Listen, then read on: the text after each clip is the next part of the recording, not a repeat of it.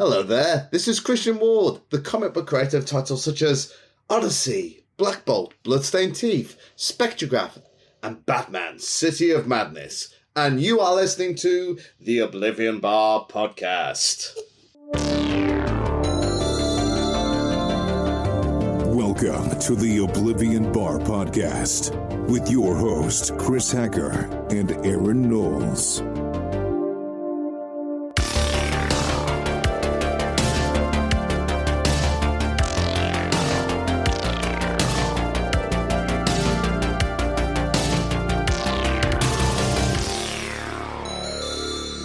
Hello, everyone, and welcome to a very, very special episode of the Oblivion Bar Podcast. I am one of your co-hosts here, Chris Hacker, and joining me is my BFF, Aaron Knowles. Welcome to the void. God damn it, Cooper. We're already getting on our Cooper bullshit before we started recording today. And Aaron, we're not alone today. We are joined by a recurring guest, the all-time leader in visits here on the Oblivion Bar Podcast, and the writer of the upcoming Event Horizon Dark Descent, our just one of our all-time BFFs in the comic book world, Christian Ward. Christian, welcome. Hello. Reoccurring makes me sound a bit like a rash, like you need to rub a cream on me to make me go away. every Oh gosh, Aaron found out how to use his soundboard. Sorry, I don't even know where to go from that. I literally cannot transition. I have no way. Christian, as I said there in the intro, you are taking on writing duties, or I guess not taking on. You're starting this brand new venture into the Event Horizon universe with Dark Descent. Yeah. And I wanted to chat really quickly. I don't know if I've even said this yet, but everyone, if you clicked on this episode, you probably already know what's happening. We are going to be doing an audio commentary of 1997's Event Horizon. This is one of my favorite movies. All-time favorite? All-time favorites. And it's funny that you bring this up, all-time favorites, because when I was a child, I was really sensitive. I'm just gonna say I was a really sensitive child, and I could not watch scary movies. But this is one of those ones where it's like, I'll be fine, and I watch it, and I'm like pissing my bed at until the age of 13. But I still love it. Whoa. Hang on. When did your parents let you watch this? If you were pissing your bed until the age of 13, when did you watch this? Let's see. Well, it came out when I was 12 or 11 or 12. So. Yeah, for about yeah. So I listen, when Braveheart came out, I had a hard time watching Braveheart. That movie was scary to me. Freedom. The end is very scary. He gets his wang cut off. I think he gets a lot more than that. But anyways, no, I absolutely love this movie. And going into growing up, this movie was still just a terrifying movie. The effects are amazing. We're going to talk about all this, but the effects are amazing. The storyline. Although troublesome, the production troublesome, still came out to be a fantastic cinematic event, and it's been it's one of those ones that's appreciated, but not as appreciated as some other gory movies. Yeah, the practicals are insanely good. And you were talking a minute ago, Aaron, about how you've not really been into horror films. Christian, I think I've heard you say a similar thing before, that even though you've obviously, anyone who's been following your career and, both in comics and other medias, they know that you dabble in the horror genre. But if I remember correctly, you've said before that you're not really a big horror movie fan. I would say I came late to horror. I didn't really, I didn't grow up loving kind of Freddy Krueger or any of those other kind of 80s horror films that I was, watched when I was a kid. In fact, I remember I watched Aliens before I watched Alien, because I remember my dad at the time saying Aliens is not as scary as Alien. So he basically told me the whole plot of Alien to catch me up. And then he was just like, okay, you can watch Aliens. And he got me the VHS. He got it out from the rental store. And he said, you can watch it this weekend and I'll take it back on Sunday. And it was just me in the house on my own. I remember they were out shopping and whatever. And I found it so intense that I could only watch it in 10 minute bursts. And then I had to kind of walk around the house and be like, okay, everything's fine. There's no xenomorphs in here. It's all light. Okay, watch another 10 minutes. And then I found it so tense. But then now, I love horror now, but I'd say what I don't like now, which is interesting because we'll talk about it with this, is I'm not a gore guy. I think that's what it was. Sorry, I got mixed up there. I think it was the gore aspect of it. Yeah. Was the aliens, was the explanation of the alien plot, was that your version of the birds and the bees? Yeah. Basically, yeah. When one xenomorph loves another xenomorph. Yeah, when a xenomorph gets to your face hole. Yeah. Okay. I was the same way though. Like, to be honest, I was the same way even going into like my 20s, because it was like when I first watched Paranormal Activity. So when Paranormal Activity came out, it was a limited release, and people had to actually go online and vote for it to be wide release. Yeah. And I went to one of the first showings when it went to wide release, and I was walking out of the theater and I was like, what the hell am I going to do now? Because like I can't go to sleep. Luckily, I got a call because I was acting first sergeant in my unit at the time, so I had to go to work and basically like just rain down hell on a bunch of soldiers that were fucking around in the barracks. You got to release some of that aggression. I did. I smoked the shit out of them, and then I went home and I turned all the lights on and I just walked around for a while. I'm like, this is okay. This is fine. And you got dragged out your bed. Yeah. And there was a bunch of flour powder feet on the floor, like powder, flour, feet, powder. I think we're speaking to like a larger idea here with like these horror films that haunt you. You guys are talking about how like, and Chris, you were talking about how Aliens was this movie that really stuck with you. Aaron, you're talking about that both with this and with Paranormal Activity. This happened to me, I guess, semi-recently with Hereditary, where it like haunts you for days after. These guys are sitting here. I'm trying to bring us back on topic and make this not a 4-hour long episode. And I got the other two over here just giggling. Yeah, I don't know if you're not watching the YouTube video, you can't see this, everybody. I'm here for you, listener. These two, Christian Ward, 3-time Eisner winner. I heard every word. Okay. Anyway, I heard every word. I heard every word. Hereditary. I heard that word. You missed Chris's business, Chris, right now, and you didn't hear the pineapple Apple Pen. Event Horizon: Dark Descent, Christian. You're the writer of this upcoming series. Yes. Comes out on August 20th. Everyone listen to this right now. It is going to be before FOC, which is on July 14th. Christian, before we get into the actual audio commentary of the 1997 Paul W.S. Anderson film, I want to just briefly, sort of let's touch base a little bit on this upcoming series with you and Tristan Jones. I'll just say really briefly before I hand it off to you, Tristan Jones in this book, incredible interiors. Really good. Let's not forget Pip Martin, who does the colors. Yep. She has killed it. Alex Ray on letters. Yeah, that combination of her colors with his like really kind of like striking bold colors with his just like nightmarish inks. I mean, oh god, it's so yummy. Yeah, it's so yummy. Really good stuff. Agreed.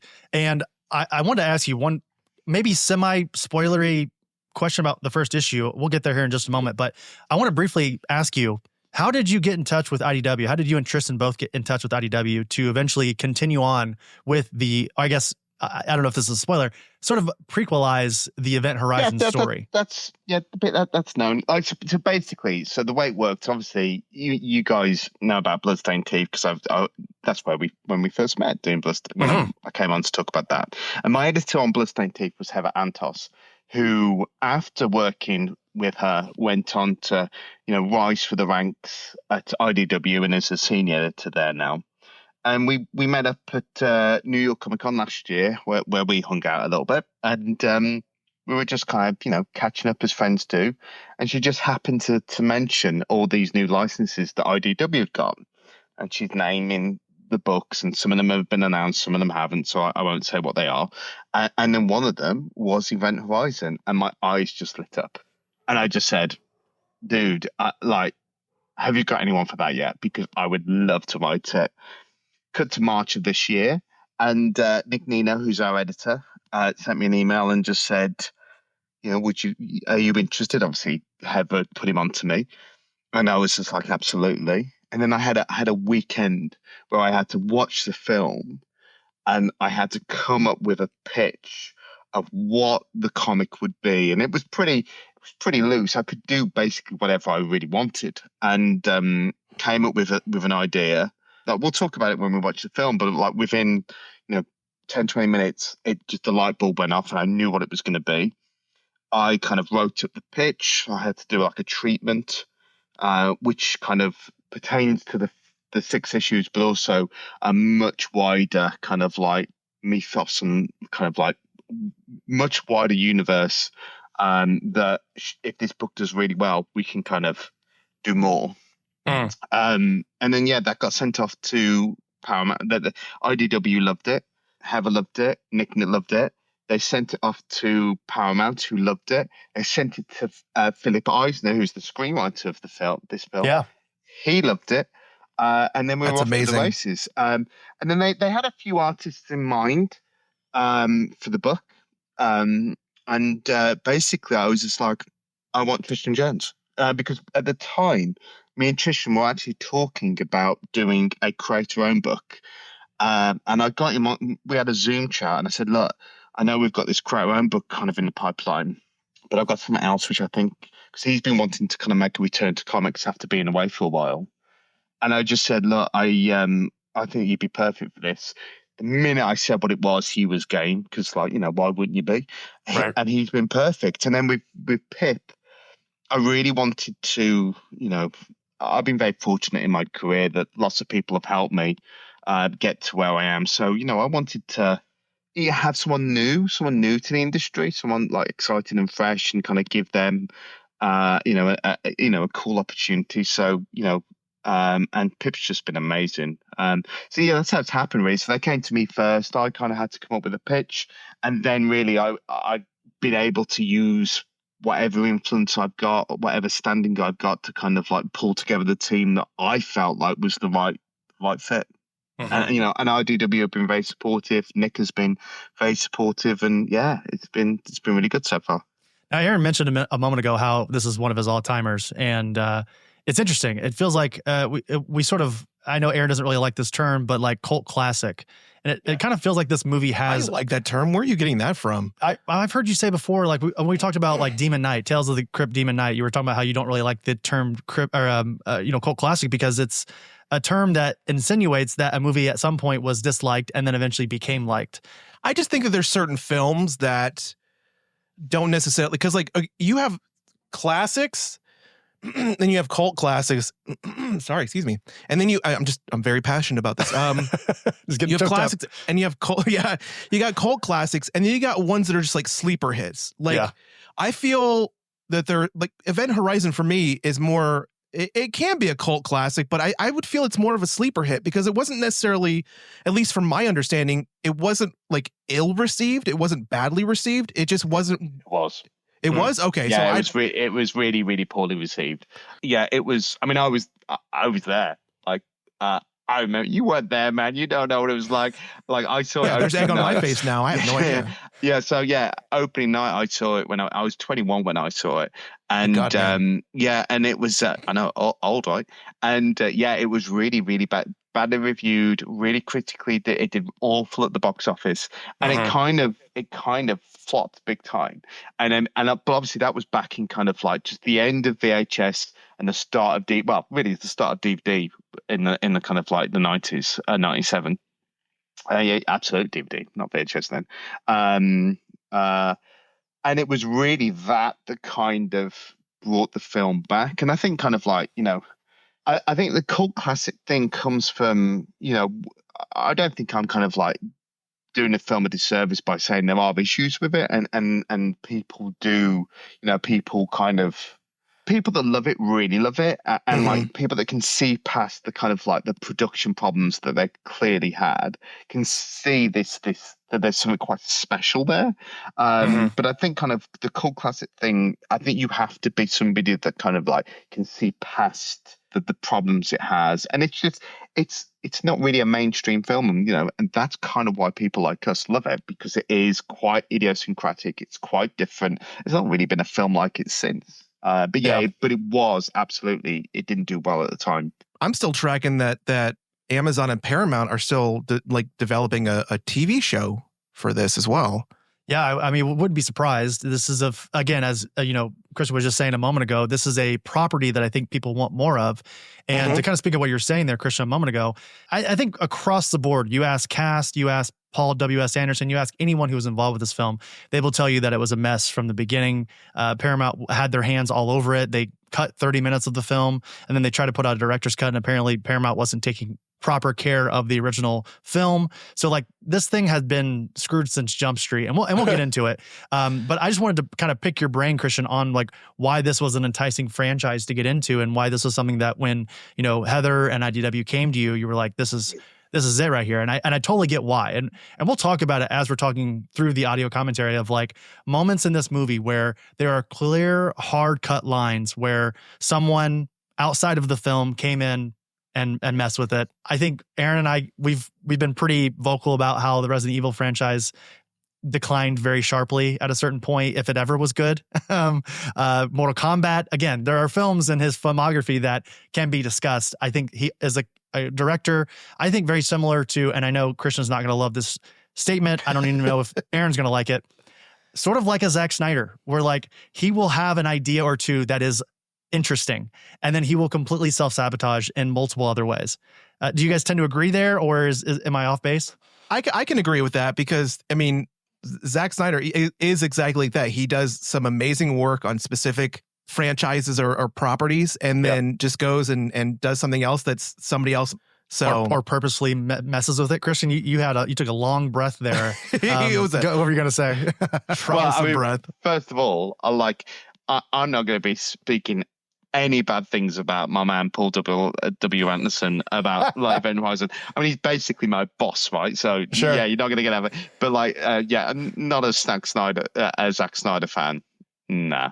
No, yeah, I get it. Neither are we. That seemed like an apt comparison. I will say one last thing before we get into it. What we're going to do here for everyone listening, if you're like, God damn it, shut up, just let's get into Event Horizon. What we're going to do is we're going to give you a little countdown, and then essentially the way this works is that this episode, you can play this as you're watching the film. So you can have your volume up on your end, but we are not going to be able to play the volume on our end due to copyright. Plus, you want to hear our babbling. So just know we're watching it. We can barely hear the audio on our end, but because we want to discuss it. But Aaron, what were we going to say? Before we start, I just want to ask Christian one more question. Are you a fan of Warhammer like 40K? Do you know, no, I'm not. In fact, I was completely unaware of like the whole like kind of weird fan theory connection. Like, completely unaware of it. Because when we announced the book, it was like Bloody Disgusting did a kind of reel that kind of blew up, and there were people talking about 40K, and I was like, what are they talking about 40K? Like, and I thought they were talking about budget or like how much the film made, and I was just like, what are they talking about 40K?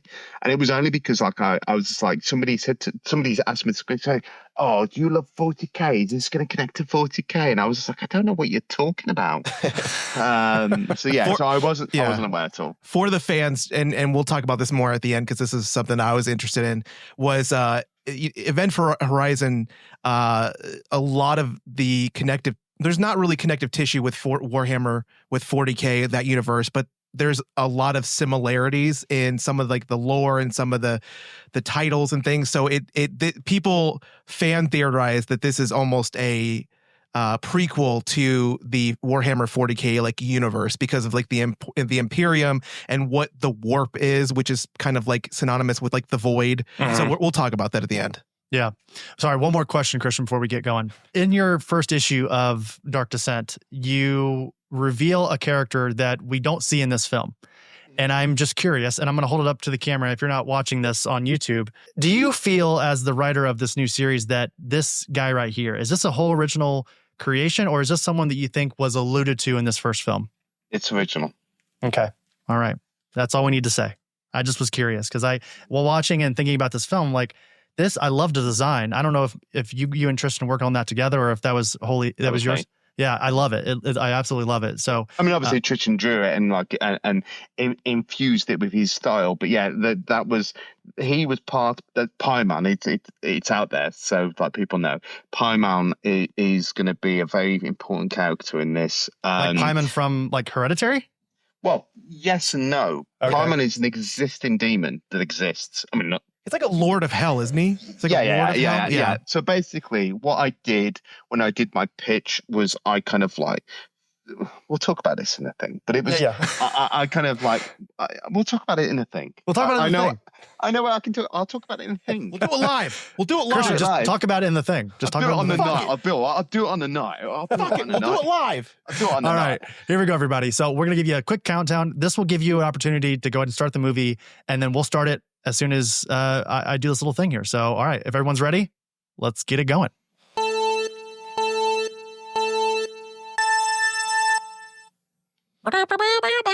All right, got the Paramount logo here. I mean, it's the best logo, right? The stars. Yeah, I think so. It's between this and the 20th Century Fox. Dun dun dun. I dun. quite like the Colombian one as well. They should have like dead little hikers up there, like frozen bodies. Yep. I love this too. The transition from the mountain into the space. This is the thing, right? This is Chris, can you turn it down a little bit? Sure, absolutely. Yeah. Sorry. 1 second. Yeah, turn it down. That's as low as it can go from my end. Perfect. Okay. This is the thing that got me to watch this film. Yeah, Believe it or not. So the score in this is done by Michael Kamen and Orbital, which were a big kind of electronica kind of like group in the UK in the 90s. And this is why I came to see the film, just the kind of like to see their kind of electronica and look at this. You don't see this anymore. Credits being sucked into a hole. That's what you want, right? It's very Doctor Who-esque. Doctor Who plus hell. It is, isn't it? It is. We actually, so the composer of this is Michael Kamen. I don't know if you guys are familiar with his work. He's sort of revered in the composing industry. He's won multiple awards, was nominated for 2 Academy Awards for Best Original Song and a couple Golden Globes. He worked on Lethal Weapon and Die Hard and Edge of Darkness and Tales from the Crypt, Band of Brothers. I mean, his Iron Giant, he's done so much. So I think that's something that can definitely be praised within this film because, again, it was, troubled to say the least. But it's just interesting, Christian, to hear you say that like part of the reason you went and checked out this movie was because of another band that you had in this. Well, really, I just noticed they weren't credited, but they absolutely did part of the score. But I didn't know that they weren't credited, which is really weird. This is before Paul W.S. Anderson, before the W.S., right? This is such a typical intro into like a 90s like science fiction film. Mm-hmm. You got the preamble on the screen. You have the cool music in the background, like very No Escape, very Demolition Man, very Judge Dredd with Stallone. Yeah. Oh, Aaron kind of blacked out a little bit there. Oh, he's gone down the hole. We'll see if he comes back. He's back. Okay, Aaron, you were out for a second. We didn't hear that last part. I'm sure the listeners can hear me. I was just saying it's very very 90s Judge Dredd, very very No Escape, like all those different movies. I will say that with the timeline of that beginning crawl there, they were very optimistic about where we were going to be at as like a world in like 2047. Did you not watch Back to the Future? We're supposed to have flying cars by now and self-driving clothes. Blade Runner was like 2019. So like we're way past all this. Can I just stop? Look at it. Look, why does it have the thing? And I love it. But the name of the ship is lit up like a Las Vegas hotel. Yeah, I don't know. Who's looking at that? Yeah. This also looks like a complete ripoff of like the Klingon bird of prey. Yeah. There's a lot of alien in this. Chris, you were talking earlier about alien. Do you know what? I'm going to fight you on that. There's not a lot of alien, I don't think. Not a lot? Is there any? I don't think there's any alien in this, and I think that's why it's successful. Because isn't this the gangway from Lost in Space? I don't know. Never mind. Like it's the one, the family one. The I think it was 95 or 96, and it was never mind. Look at that. Yeah, incredible. I think I saw a butt cheek. Oh, that's the kind of practical that we just don't see often. Anymore, and I think that's part of the reason why this movie was so troubled in its production is that there was a lot of practical things that Paul W.S. Anderson wanted to do and just couldn't do it due to either budget or the timeline that they had. Well, I mean, this was only his second film, right? He did Mortal Kombat, and he went straight from that to this. He did Shopping before that, but it was a small. No, he didn't do Shopping. Oh, he didn't. No, that was the guy that went on. That was Cannon, Danny Jesus, Cannon. Man. It says on, and I could be wrong here. It says on IMDb, it says he directed it. Written and directed by Paul Anderson. Nope. That was Danny Cannon. Okay. You think this is before or after he saw dinosaurs for the first time? I will say, Christian, speaking on Dark Descent, you open this first issue. Again, we're not going to spoil much of that first issue, if any. But I will say that, like, you know, Sam Neill's, and I don't know why I'm saying his name, jump scare. Billy Weir in this. We get a lot of that in the beginning of your story. Seems like he's going to play at least a decent role in that comic series.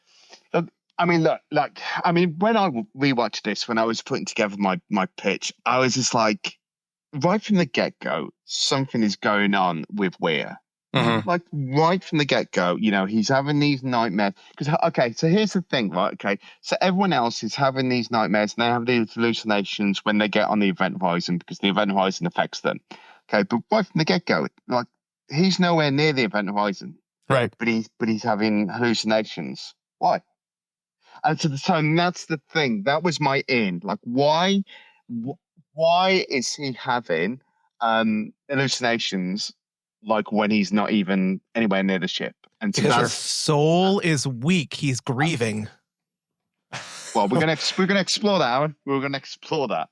So I want to say really quickly that scene where we had Sam Neill's Weir sort of spinning there on the ship, and actually this scene right here, these two scenes connected, was the most expensive scene in the entire film. It actually took up a third of the budget. I'm looking for the actual here. Because it was filmed using separate scale models of different sizes, they had to match up perfectly. Anderson said that the shot had to be redone 20 times before he was satisfied, and half-jokingly claimed that the man working on it had to take a year-long sabbatical afterwards to recuperate. Wow. So that's crazy. And Aaron, I want to say really quickly, whenever we saw Sam Neill's shutter open to look out into space, that sound that you heard was from Doom. The first Doom game. Yeah. So I don't know if you ever connected that. Yeah. So why does he have like a very Professor X chair? Oh, this guy. I'm just going to be like, I don't know shit about like the background of this movie. I'm just going to be commenting on like the weird choices they made. Like everybody else seems to be fine. Why is this guy wearing like a knit cap? You know? Yeah. I don't know. I know that at one point, and we're sort of meeting the crew here. At one point, they talk about in the audio commentary on the DVD that the what do you call those? Like the openings of each door, they look like coffins.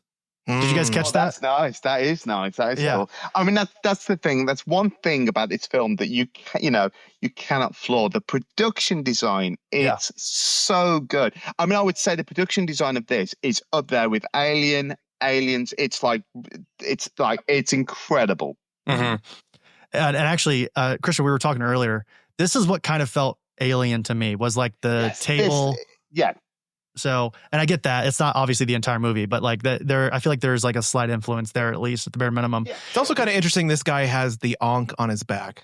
Well, this actually goes back to Paul W. Sanderson. He actually made, or I guess he didn't make anybody do anything, but he asked each one of the actors to come up with a fake backstory. And we got Lucius Malfoy here. Jason Isaacs. He actually, the scar in the middle of his chest.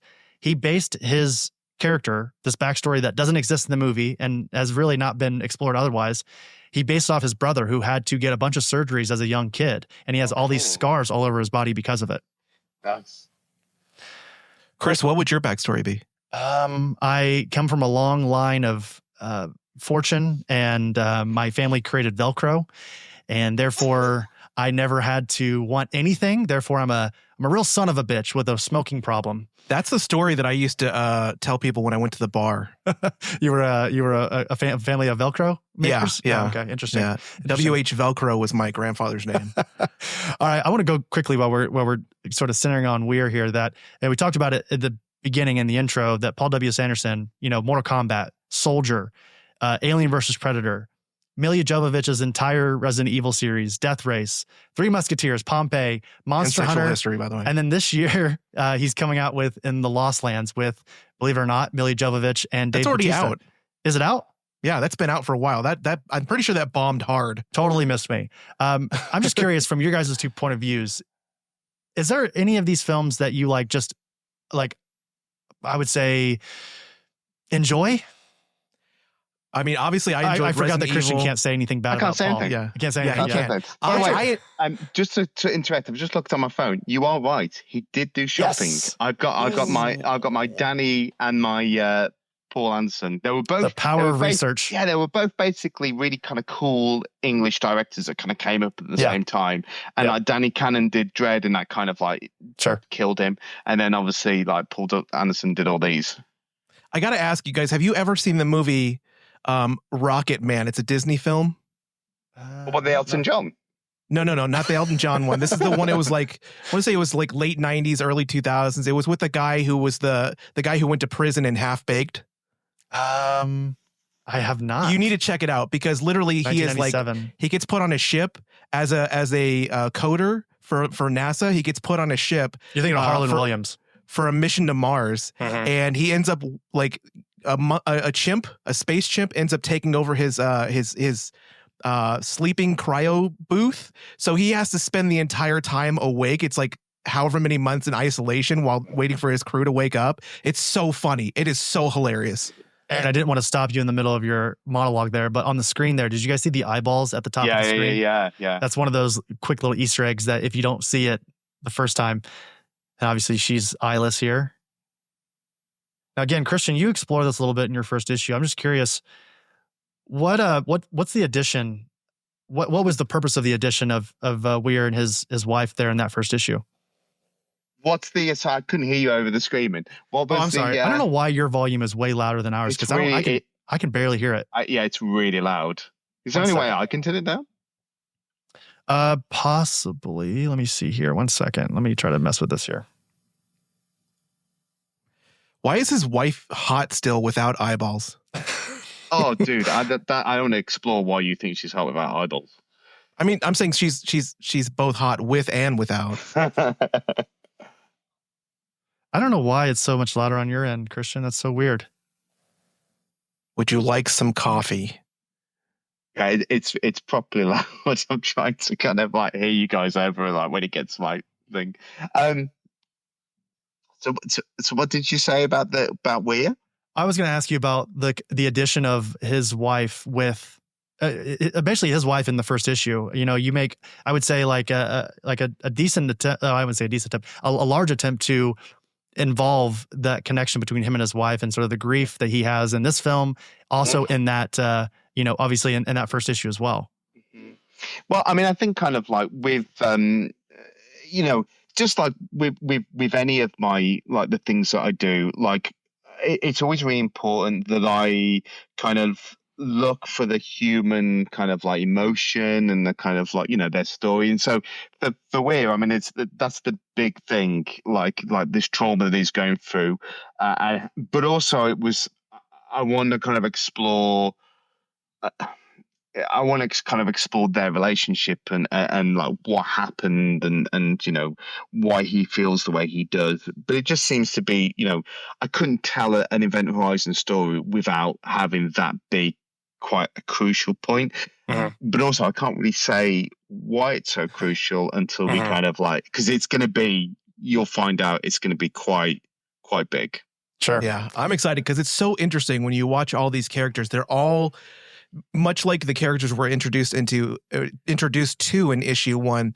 They all have like a backstory. They all have some kind of secret. They all have something, just like all of these different characters in this, which essentially, boils down to what are they all like grieving or suffering or dealing with. And so, Weir being the catalyst to this entire mission / engine, like why is he the so to speak antenna for this? So I find it like I'm so excited for it.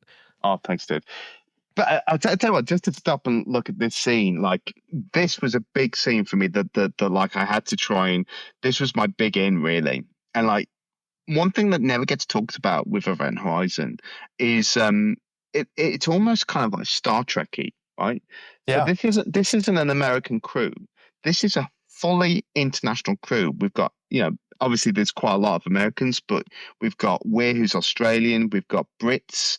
And here's a little tidbit. You might have this on your list of facts, Chris, that Sam Neill's Australian flag is the Aboriginal flag, not the thing, which I just thought was, that was so cool.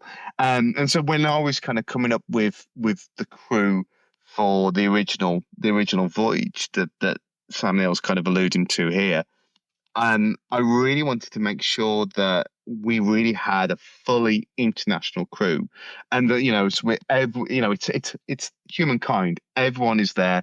Everyone is represented, and obviously, as you've kind of sort of said, they're all bringing their traumas and their histories and the things that they're running away from, in the same way that the characters in this film do. Because I think why would anyone go to space? Why would anyone kind of go on a voyage like that unless you were running away from something? Sure, absolutely.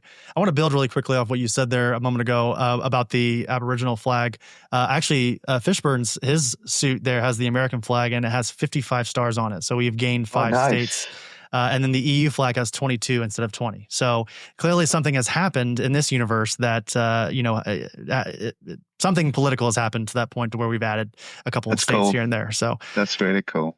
I wanted to say too, around the 3-minute mark, Paul W.S. Anderson makes an appearance here, says during the dream sequence, a book floats past the camera featuring a picture of the director and his name. The director himself jokes about the detail in the DVD commentary, saying that it's his autobiography named Paul Anderson, A Life. So I was wondering that because I saw the book float by and I'm like, I wonder what book that is.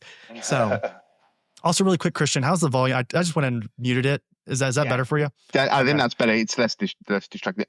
Is it muted for you guys also? Yes. Yeah. And that's okay. I think the conversation is way more important. So just everybody listening right now, we went ahead and muted on our end just so we could have the conversation, but we're still watching it along with you. So I want to do a quick, because we're about to get to it here in just a moment. Really quick, before we move on, I just have to point out the fact that this little demonstration that Weir is showing off right now has been shown multiple times in other time travel featuring black hole movies. I think most famously in Interstellar, they do the same thing, the sort of same demonstration where you create that hole through a black hole to move instead of thousands of years takes a Sunday stroll, as someone says famously in an issue. They also do it in Thor: Love and Thunder, funny enough, here recently. I was going to say, let's see here. So the official name of the gateway machine that we're sort of talking about here is, in the script, it's called the Third Containment. But it was informally called the Gateway Drive in the film. Gravity Drive. Gravity Drive. Yeah. Gravity Drive, excuse me. I apologize. Yes, the Gravity Drive. The room it stands on being the second containment, the corridor leading them into the first. It was originally described as a smooth and featureless black orb, 10 meters or nearly 33 feet in diameter, suspended in a mid-air between large rotating mechanical arms. It's also said to contain a stable black hole within it at all times, which the ship used as a power source, as opposed to briefly creating a temporary one. When will we learn that black holes cannot be contained safely? Right. Anderson actually decided against this creative decision, instead redesigning to involve interlocking rings as an homage to the puzzle box in Hellraiser in 1987. Yeah. I mean, you can see that, like, it's so ornate and kind of medieval in its design. Yeah. You know what's interesting about that as well is it really reminds me of this comic that I read not too long ago, and it was like a machine that did crazy things with like ghosts and bodies. What was that one called? I don't know. It's interesting. Was it prestige sized, Aaron? Yeah, actually, large, I think it was pretty. It was, oh god, it was gorgeous. The art team, if I remember. The art, but it was. I'm kidding. The art was gorgeous. Aquaman Andromeda, was that? That's exactly it. Yeah. We were talking about spectrograph, everybody. You've seen a common theme in my word. There's a common theme. Yeah, ghosts, machines, and cosmic horror. Yes. I want to say real quickly too, Anderson said while working on Soldier, which was a film he was working on before this, this is so reminiscent of, and sorry, go ahead. I was gonna say, it's just, it's interesting because he was working on Soldier with Kurt Russell. Kurt Russell decided to go off and work out and like get in shape. And so he did this instead. And then he got a bunch of pushback from Paramount to hurry up and get this thing done, which is again why over 30 minutes the film was sort of cut and, you know, they had their hands all over it. And Kurt Russell said, because again, as Christian alluded to earlier, this film was not well received in the beginning. Kurt said that forget about what the movie's doing now. 15 years from now, this will be a cult classic. So Kurt Russell knew what was going on even back then. Yeah. Which I loved Soldier. I love that movie. I like Soldier. I was a fan of Soldier. Also a commercial and financial failure. But you know, I love terrible movies. What can I say? Yeah. This is such a funny, like, his chair again. If you ever watch Team America World Police, you know, there's like the leader of the team and he's just like scooting back and forth across the screen. At one point, he's like upside down. Yeah. This is the chair. Yeah. Christy, we were talking about this a moment ago. The ship design was actually mostly inspired by the Notre Dame Cathedral, giving it that Gothic and demonic appearance. So, yeah, it's absolutely cathedral-like. And then End of sentence. Yeah. The ship's design and interior also includes the Latin inscription, which Latin, we'll get a lot of Latin throughout this film. And then also, Christian, you dabble a little bit in that with your first issue. The inscription says, "Abandon all hope, ye who enter here," which is ripped directly from Dante. Yeah. So, yeah. They use that line in so many things. One of my favorite uses of it is As Above, So Below, which is a horror movie set in Paris where they go into the catacombs, which I've been in there, and it's supposed to be the gateway to hell. Is that H.P. Lovecraft? Who says that? As Above, So Below? Okay. I don't think so. Okay. Maybe I'm just getting those two. They seem sort of playing in the same realm, so maybe I just got those two mixed up. Reverse thrusters. Reverse thrusters. Full reverse. You know, we're going to check into the Event Horizon Hotel, guys. Christian, you were talking about him earlier. Screenwriter Philip Eisner was actually inspired by The Shining. He was inspired to write this film while watching The Shining. So. Yeah, because it's absolutely a ghost story kind of in space, right? You know, people sort of say, you know, that the Alien was this kind of like haunted house film in space. It really isn't. This is. Yeah. This absolutely is. Absolutely. Yeah, this is the practical. I still think that right here, even in 1997, I still think this looks good in terms of the limited amount of CGI. Because I think it was, I may be getting this incorrectly, I might be misquoting, but I think it was 13 right there. Steven Spielberg, which unlucky number, right? Yeah, and even just that, like having the Roman numerals, right? It's just like it knows what it's doing, and the cloud. You don't have clouds in space. Like the clouds in space, it just totally works. Yeah. The mixture of practical and CGI is, I think, just really well done here because, again, the science wasn't quite there yet. But you guys couldn't see it, but Christian imitated the ship rattling around. Yeah, he pulled a Shatner. I want to go back really quickly, and I will not make you, besmirch Mr. Anderson, Christian. But what's your favorite Paul W.S. Anderson film that's not Event Horizon? Soldier? 1998? Aaron, how about you? Oh, as the number one Milla Jovovich fan in the world, even more so than Paul W.S. Anderson, who is, her husband. What's your favorite work from him? God, he fucking takes advantage of that situation so much. I gotta say, probably. I really do. I love Soldier as a film. It's one of my guiltiest pleasures. But I really do enjoy. I don't want to say I can't really say. Let me run through it real quick again for you. If you want to, I mean, Shopping, Mortal Kombat, Soldier, Event Horizon, Alien vs. Predator, all of Milla Jovovich's Resident Evil films, Death Race, Three Musketeers, Pompeii, Monster Hunter, and then All the Lands. I do love Death Race, though. Me too. That was my pick. Death Race. It's got to be Soldier. Like number 2 would be Death Race because it's such a stupid ass movie, and the whole franchise itself, from when David Carradine was in it, it's just a stupid ass franchise. But I love it because I would do it. I would volunteer. Yeah. I would be like, hey, I'm not in prison, but I'll still do it. Just to be a star. Very phallic docking I was station. about to say that. Yeah, it's like, when you're stroking a dog and his little pink thing comes out. It's a bit like that. Red Rocket. Yeah. The interesting thing about this that I noticed is on the end of this docking penis is an iris. Like, it's very like an iris. The way that they have it with like the blades, it's always been kind of something that's very ominous. Because even like Stargate, with when they built the iris like protection device, it was kind of in that bladed, like, iris type of like closure. And so it very much like a camera, very much like it's just a cool, or like something's watching you. Use. Yeah. Again, it's very cool to use. Yeah. We'll see it here in just a moment, but I'm just going to go ahead and say it right now. The razor sharp tunnel that we see on the Event Horizon ship was meant to represent, or supposed to look like, the 9 circles of hell in Dante's Inferno, which this will be a good point for me to intersect. Like, obviously this was the whole thing.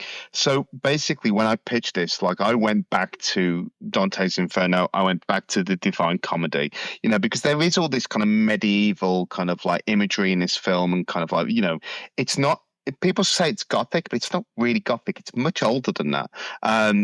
So it was always about kind of going back to those original texts, and this is where Paimon comes from. So looking at kind of like that sort of demonology, and just like trying to find something that was much older, and it's that clash of kind of science fiction set in the future, but like the horror that we're dealing with is much, much older, which I think is always a really interesting clash. And I think that's why this film, it just stands above like Aliens or anything, because the horror that's alluded to in this, it just feels ancient.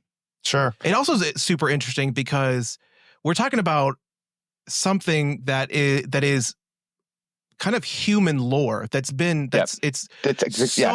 so old, and yet we're talking about an extraterrestrial event that is happening. So what, like, that connective tissue where it's like it feels distant because they have to go into like a hypersleep, but at the same time, it's still right there on the forefront of humanity because it happened, and we also have a name for it. We have like the entity speaks English, or Latin, or however you want to like kind of, but we know about it, so it has that familiar feeling where it's like, how does this connect? There's got to be something ancient on Earth that connects to this ancient demon or ancient evil. So I love it. And anytime you get to use these lasers in a room like this is so cool. Alien. I mean, that was so Aliens, wasn't it? Really? Yeah. Also, I heard that in the scenes here with them in their suits, they actually had to be hoisted up onto a crane, each of them, because again, this is practical. So these suits were so heavy on them that they had to be like, had all that weight taken off of them, or else they would have collapsed. I know at one point I saw that Fishburne at one point had to have it completely taken off of him because he was so exhausted from wearing it. So It's just interesting that, as good as this looks, it was obviously a freaking horrible experience for the actors. That's so cool. I mean, they're almost like deep sea divers, right? Yeah. Mm-hmm. Very, very the abyss. This is the tunnel I was just speaking about a moment ago. That's supposed to represent the 9 circles of hell. Aaron, I don't know if you have the transcript in front of you there, but I'd love for you. We haven't really done it yet. I just want to kind of quickly go over it before we get into the actual room there. Can you go over the cast really quickly? Yeah. Let's do the cast. So Lawrence Fishburne is Captain S.J. Miller, commanding officer of the Lewis and Clark. Not the Lois and Clark, if you're a Superman fan, but the Lewis and Clark of the... This isn't Dean Cain, all right? It's not Dean Cain, not that dickhead. Lewis and Clark is the famous exploration team. Sam Neill, a.k.a. Dr. Grant. Dr. William G. Billy Weir, designer of the Event Horizon. So this is him going inside of his own baby. Kathleen Quinlan as Peters, medical technician of the Lewis and Clark. Jolie Richardson as Lieutenant M.L. Stark, communications and executive officer of the Lewis and Clark, or as we call him in the military, the XO.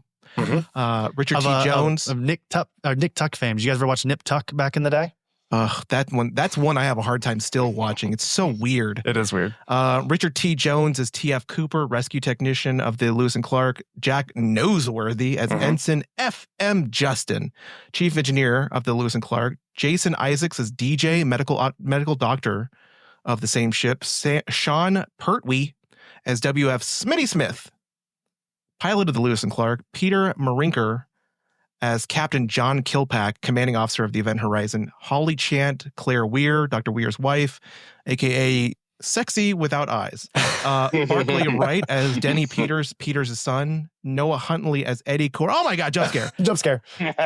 Eddie Cork, Miller's former shipmate from the Goliath, and Robert Jezik as rescue technician, rescues the survivors of the Lewis and Clark.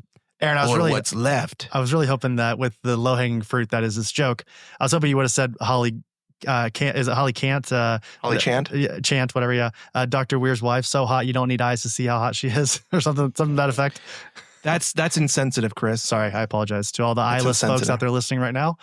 The box office for this film, $43 million. Christian, you were talking earlier about how this commercially failed. Obviously, critically, it was not really well received initially.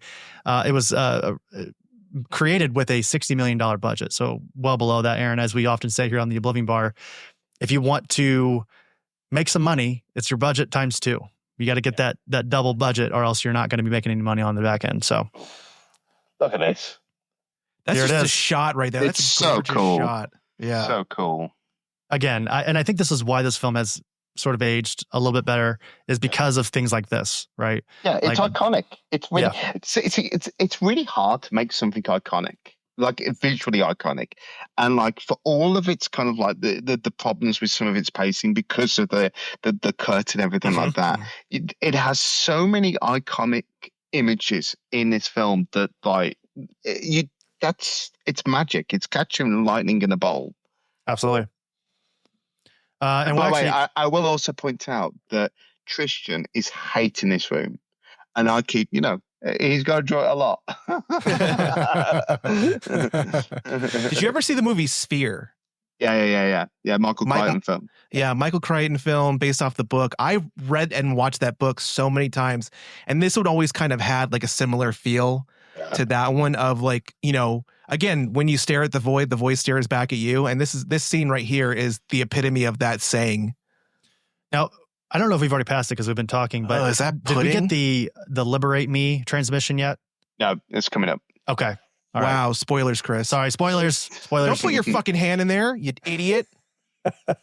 This is still the age of horror films where it's put your whole body and/or Yeah. appendage into an area that you shouldn't. That's the weirdest glory hole ever. Oh, But you get the I think reverberation. the 90s films, they love that ripple effect. Yeah, They Yeah. love that. Yep. And Now still, imagine Neo's there and he's just like stopping the little bubbles. the mixture of practical and CGI there, I still think it looks pretty good. I know it Yeah, doesn't it look is, great, but I think it looks pretty good for the time, especially. Yeah. Oh, What? Someone's gonna need some. didn't nip even tuck. lose the cigarette. Didn't even lose the cigarette. Doesn't even need to relight it. Still going. Take a drag. Light it off the ladder. Is this before Boys in the Hood?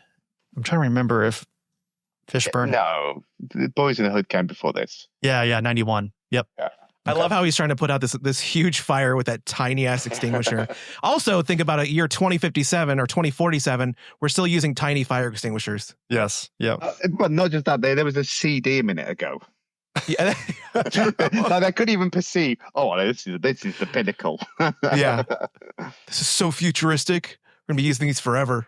Did you guys know that Paul W. Sanderson claims that he turned down directing X-Men 2000 to do this film? Did you know that? What the I didn't first know that. X-Men? Yeah. So I don't know if you guys know X-Men, of course, the first one over at Fox, it was in development hell for a long time. I think it went in development in 1996, and it eventually obviously came out in 2000. But it says here that Paul Anderson said he turned down directing X-Men after Mortal Kombat to do that. I Or could to do believe this. that. I Yeah. could believe that. Yep. Definitely in his wheelhouse at the time for sure. I will say this. Like, I think, even though I like Soldier, I think this is his best film. Interesting. Okay. Yeah. I mean, I think you're probably, yeah, I agree with I would that. agree with that. Yeah, actually, I mean, again, as I said earlier, I think, what did I say? Death Race is my favorite, but I think this is probably his best. How come Weir didn't get his name on his spacesuit? Well, he's a guest, right? So he's kind of tagging along. So they're all their crew. He would like, would no, they wouldn't have it made up, would they? I mean, you're telling me in 2047 we can't make a name tag that quick? They can do like screen on printing right now. Like they can do like, ooh, that's not good. A little bit of frostbite. Yep.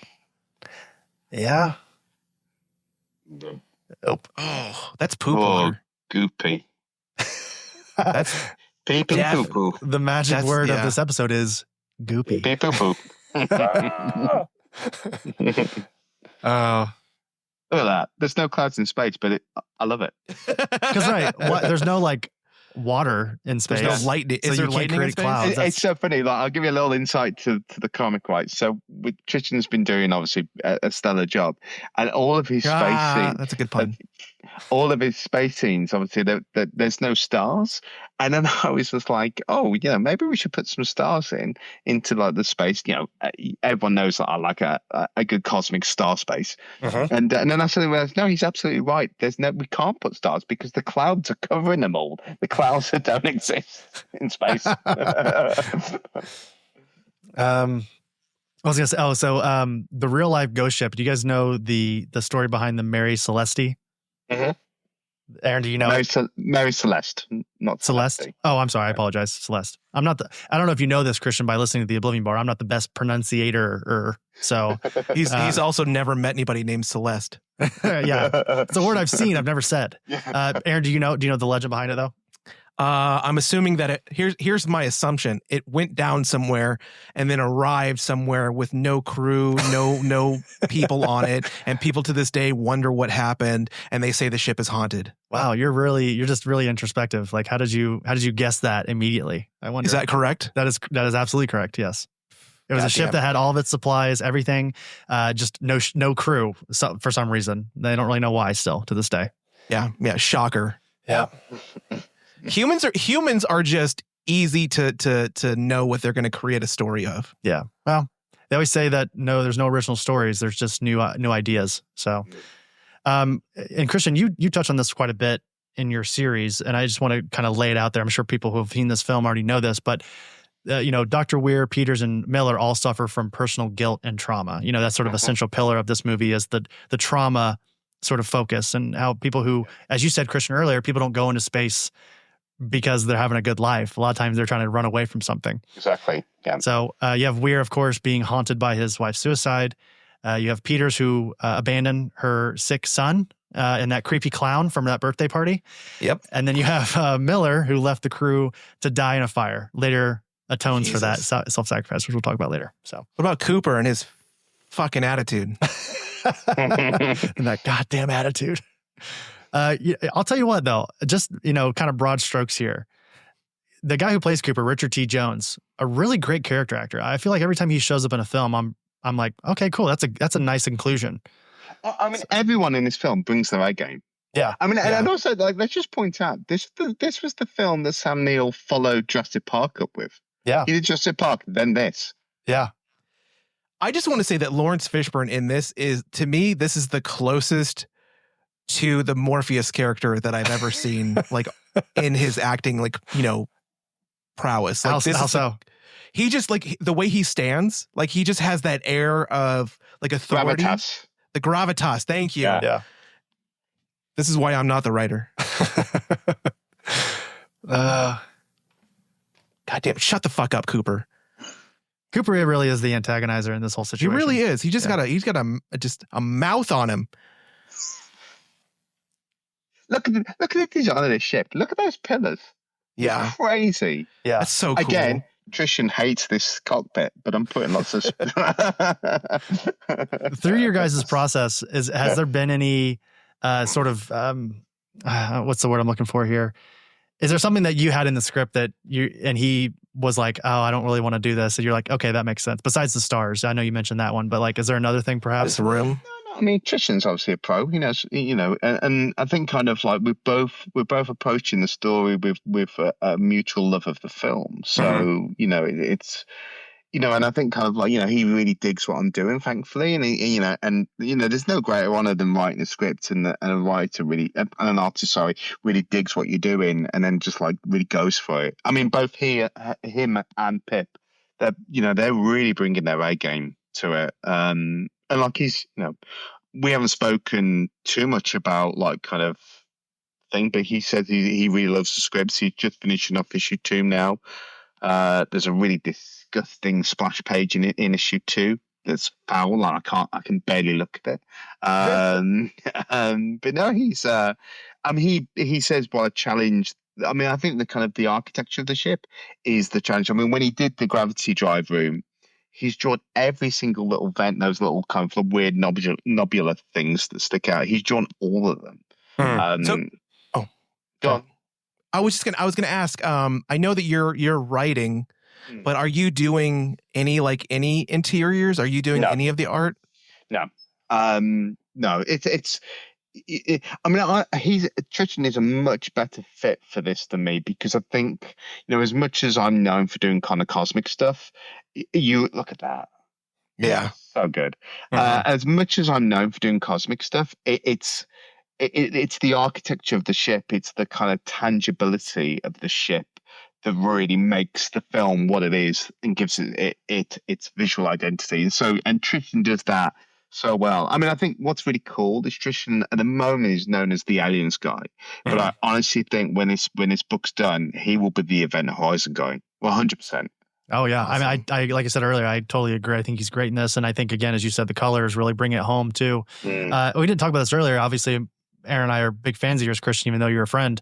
But I think after reading that first issue, I'm like, this is it feels sort of cliche to say this, but it feels like sort of a level up in a way. Oh, like thank you. It was an incredible read, and I think even if you've never seen this film or you haven't seen it in a while, you can obviously pick this up and understand what's happening. Yeah. That's absolutely the idea that I would. I wanted it to be very new reader friendly. By the way, let's just stop for a minute. That is a bone saw. Like bone saw's ready. Why would they have? Oh yeah, look at bone saw. Bone saw's ready. Oh Jesus, what was that? Like why would they be doing like a full on surgery in space? Yeah. That little biohazard little things on the thing there. I don't know. I was always curious. He's like laying on the table with his mouth open and his eyes open. And like, you'd think they would try and like close it or do something because his mouth's going to get really dry. Love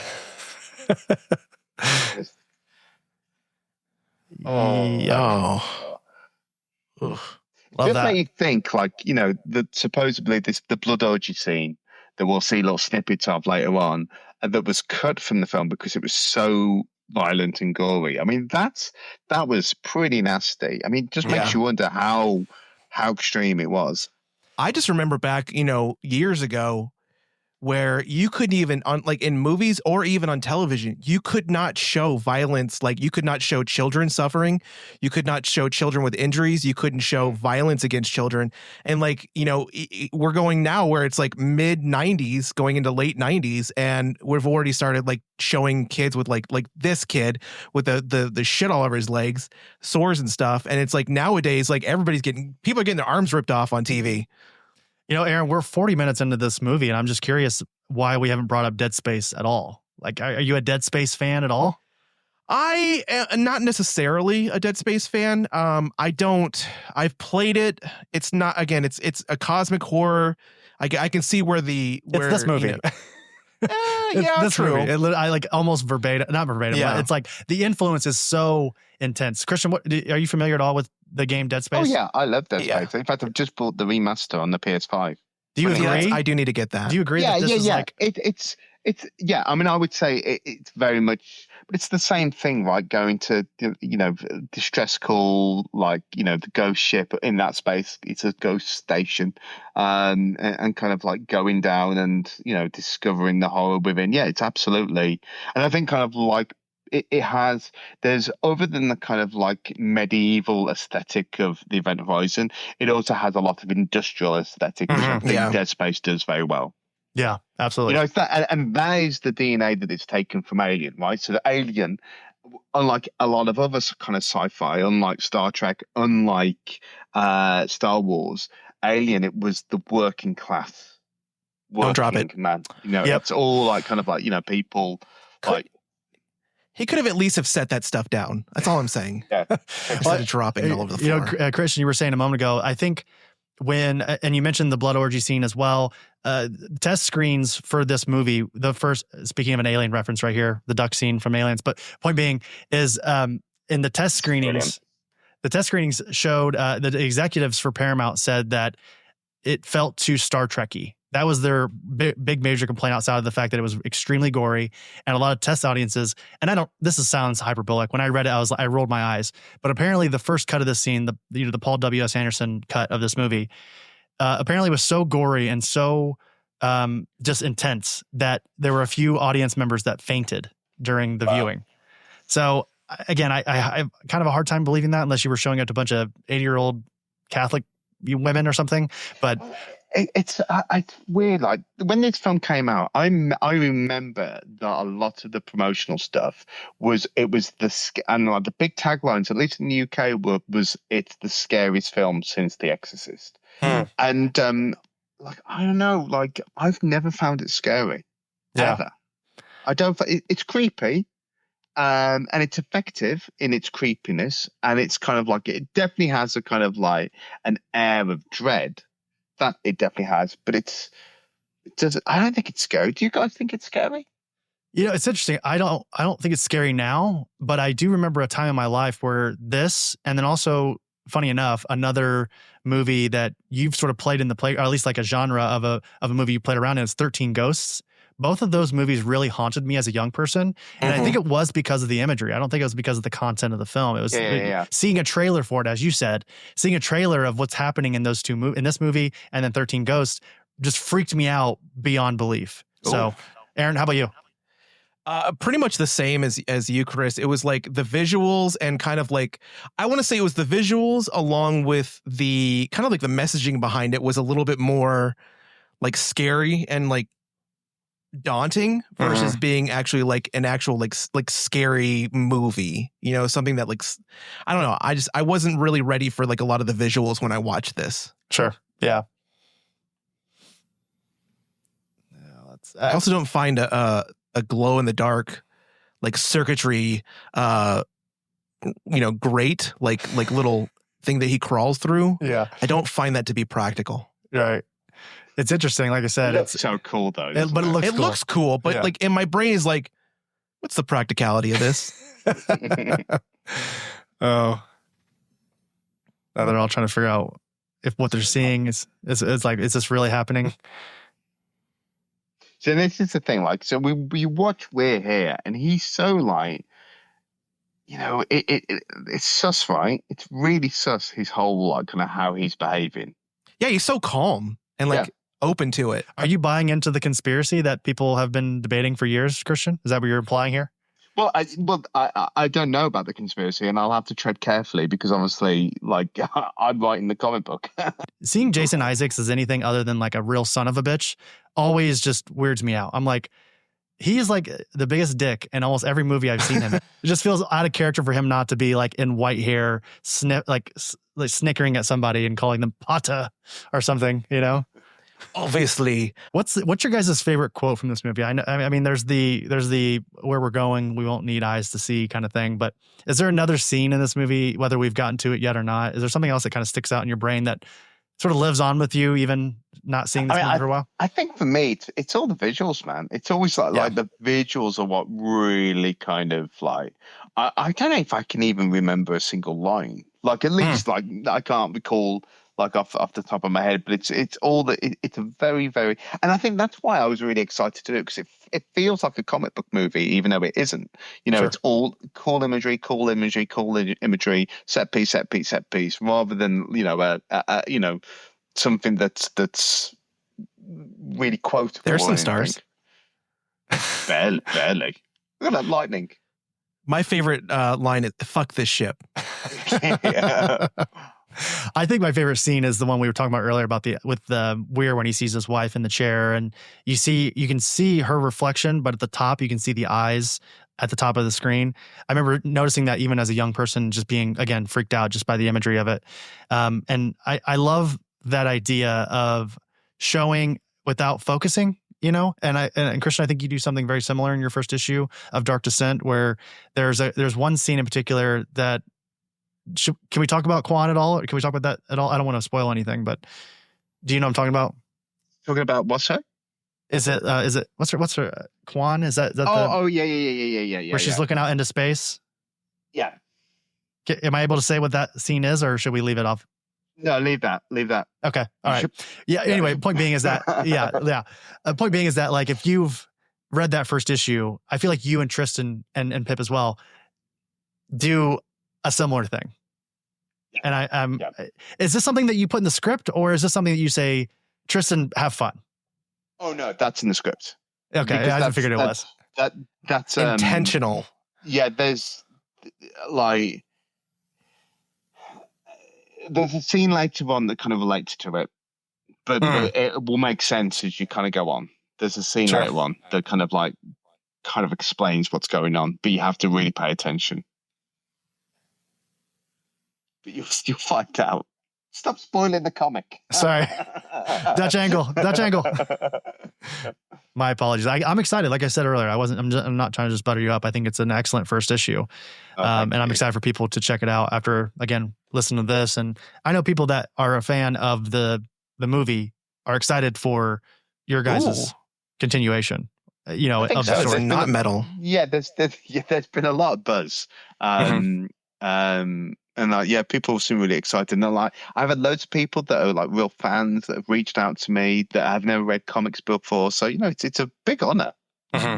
This right here, this scene right here is the proof in the pudding that Dr. Weir knew exactly what was happening.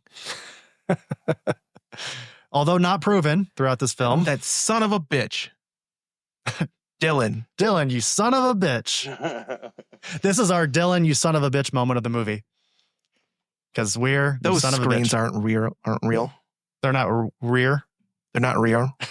I don't know if you guys want this now or later on in the commentary, but I actually have all the deleted scenes from that original 30 minutes that was taken out of the film. So we can talk about that as we go, or I was trying to find out. I was actually going to try to follow along with the film and just sort of point out what was changed, but we've long since passed that. Yeah. I can catch us up if you guys want. If you guys want me to catch us up to where we're at now. Not sure, everybody at once. Yeah. I think Christian and I might just be enjoying the film. Yeah, right, no one wants to hear us watch the film. They want us to talk about the movie. So a meeting scene at the space station between Weir and some superiors in charge of the mission, where they talk about the Event Horizon's reappearance and Weir's insistence that he joined the rescue team, which is not salvageable by his reputation, but instead needs the ship's technology to establish more Earth colonies. Dialogue from this deleted scene was included in the theatrical trailer. There's a lot of that. You'll see a lot of, it was in the trailer, didn't make it in the film. More backstory for Justin and Cooper was included. We had a deleted backstory that hints to a previous romance between Stark and Miller, which I can totally believe. Miller finds a ripped out tooth floating around in the Event Horizon. That was mine. And a lot of this exists, but it's really crappy. And this is what we're talking about earlier about how it just was not savable for like a redistribution. And as we talked about before the actual commentary, there's now a 4K for this film. So there'd be no way to restore any of that for that purpose. So more scenes explaining the exact gateway to hell and the black hole. A longer version of the scene where Peters hallucinates her son with the legs all mangled, as we talked about with the eyes. Sorry, not the eyes, but the bones and such on there with maggots all over him. Director Paul W.S. Anderson claimed that the maggot shot was so particularly sickening that it took people too far out of the movie to be effective. After Justin almost dies and is inside the water tank, Weir has a hallucination where Justin turns into his wife, Claire, who comes out, looks at him. The scene was included in the first 2 test screening versions of the movie, but didn't make it into the final cut. So we're all caught up. That's everything that's been cut out of the film thus far. So look, Lawrence Fishburne is just so calm. Well, this he's cool. He's cool. Almost he's cool. As if it's a simulation. Cool as the other side of the pillow. Have you guys ever seen the movie Sunshine Oh, I love Sunshine. from Alex Garland? Big fan. Big Yeah. fan. Aaron, did we watch that together? Have we I don't seen that think so. together? I don't think so. I have weird memories of that. Look at these. Wait, how does this work? How is that accurate? How is that angle even possible in space? Okay, and this scene right here where he uses the boots. This is again another. This is where I think my Dead Space reference, because they do this exact same thing in the game where he like uses his thruster to get into the corridor there and save him. I would say that he's not gonna make it. He's not gonna make it. Well, in space, wouldn't you immediately just start to like freeze over? You'd Yeah. get Yondu'd. Remember from Yeah. Guardians of the Galaxy Yeah. Volume 2? I'm not your father, but I'm sure your daddy. What was it? Also, I mean, even Peter Quill, Yeah, he Peter froze for a little bit. Yep. You have Weir in his creepy chair, seeing things. I just, do they ever actually use like whatever those devices are that are like up above him in the chair? Because it almost looks like it comes down over the face for like a helmet almost. Yeah. See, earlier the liquid inside these. Oh wait, no. So on their ship it was It's blue. It's On green this here. one it's green. Yeah. Yeah.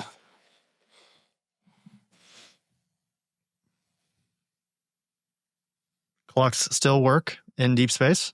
Yep. Apparently. Analog watches. I guess you could just set it and let it go, but I'm trying to poke holes in this movie, I guess. I may take 5 minutes to wipe all that blood off her neck. Yeah. Not even. Who's that in the background? Who's that? Was that? I was going to ask, there's a guy in the tank back there. Yeah. We never forgot who he Was is. that him? Was that the guy they just pulled inside? Is that No. who it is? I don't think so. I don't think I've ever noticed that before. It's probably him. It's probably the guy. They put him in there to keep him, alive and I guess not so. suffering. This reminds me of a scene earlier in the film where you have Lawrence Fishburne's character in the tank, and you get a quick look at him, but you could totally tell that it's a prosthetic. Like it's not even like a good prosthetic. It's like a dummy. It just earlier they all just look like when you'd buy like a brand new like Stretch Armstrong. Yeah, exactly. Oh, let's see here. My next fun fact about the cutscenes of the blood orgy. So we're not there yet. Yeah. Oh, the blood orgy. Like I'm very aware of the blood orgy. I will say earlier we already passed it, but I just want to say really quickly the "Liberate Me" transmission was actually misheard. It says "Save yourself," not "Save me." So Yeah. that's But where this all. That comes into the film though. They realize that. Yeah. Yep.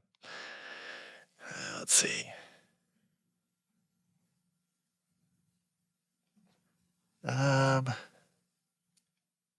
Show me.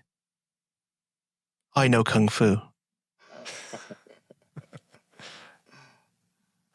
Christian, if I turn the music or the sound up just a little, like right there, is that too loud for you?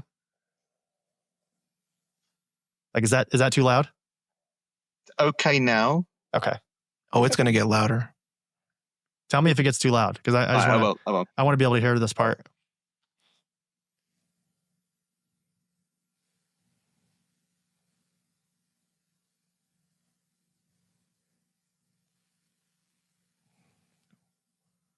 I think this is my favorite sort of sequence of someone being Haunted. Yeah. Isn't that the interesting thing about trauma too, is that, Aaron, we've talked about this on the show. How was that? Was that loud? That was really loud. Sorry. We talked about how you don't ever get over trauma. You find new ways to adapt to it, right? That's sort of like the I think the healthy approach to trauma. And what this crew is going through, it's interesting because it's like trying to run away from something that's tied to you.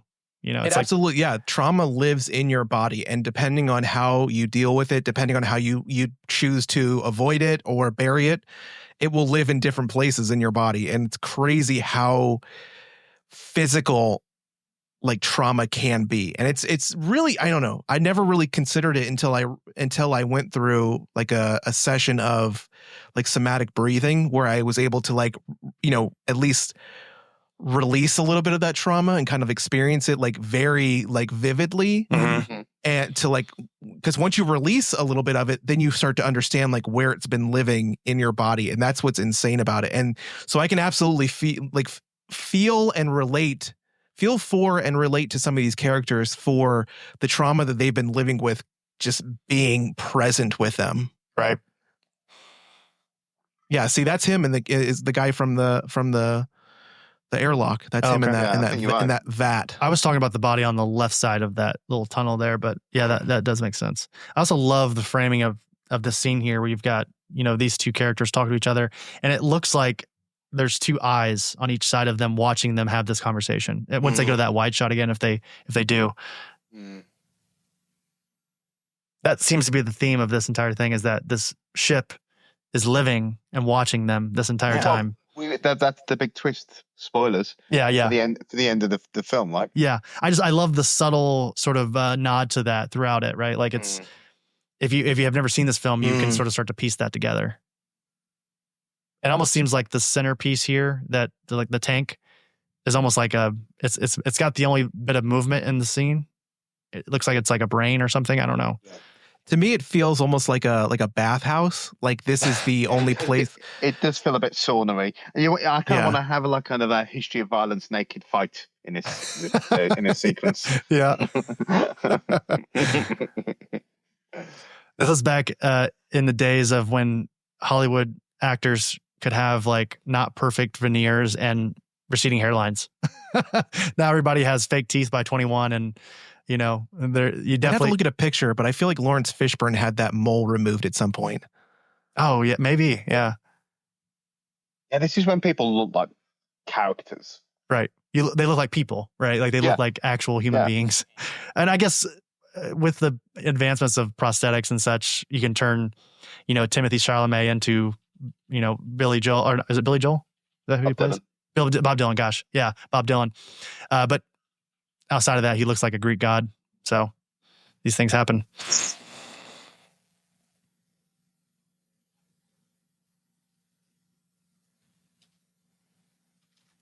They're starting to break.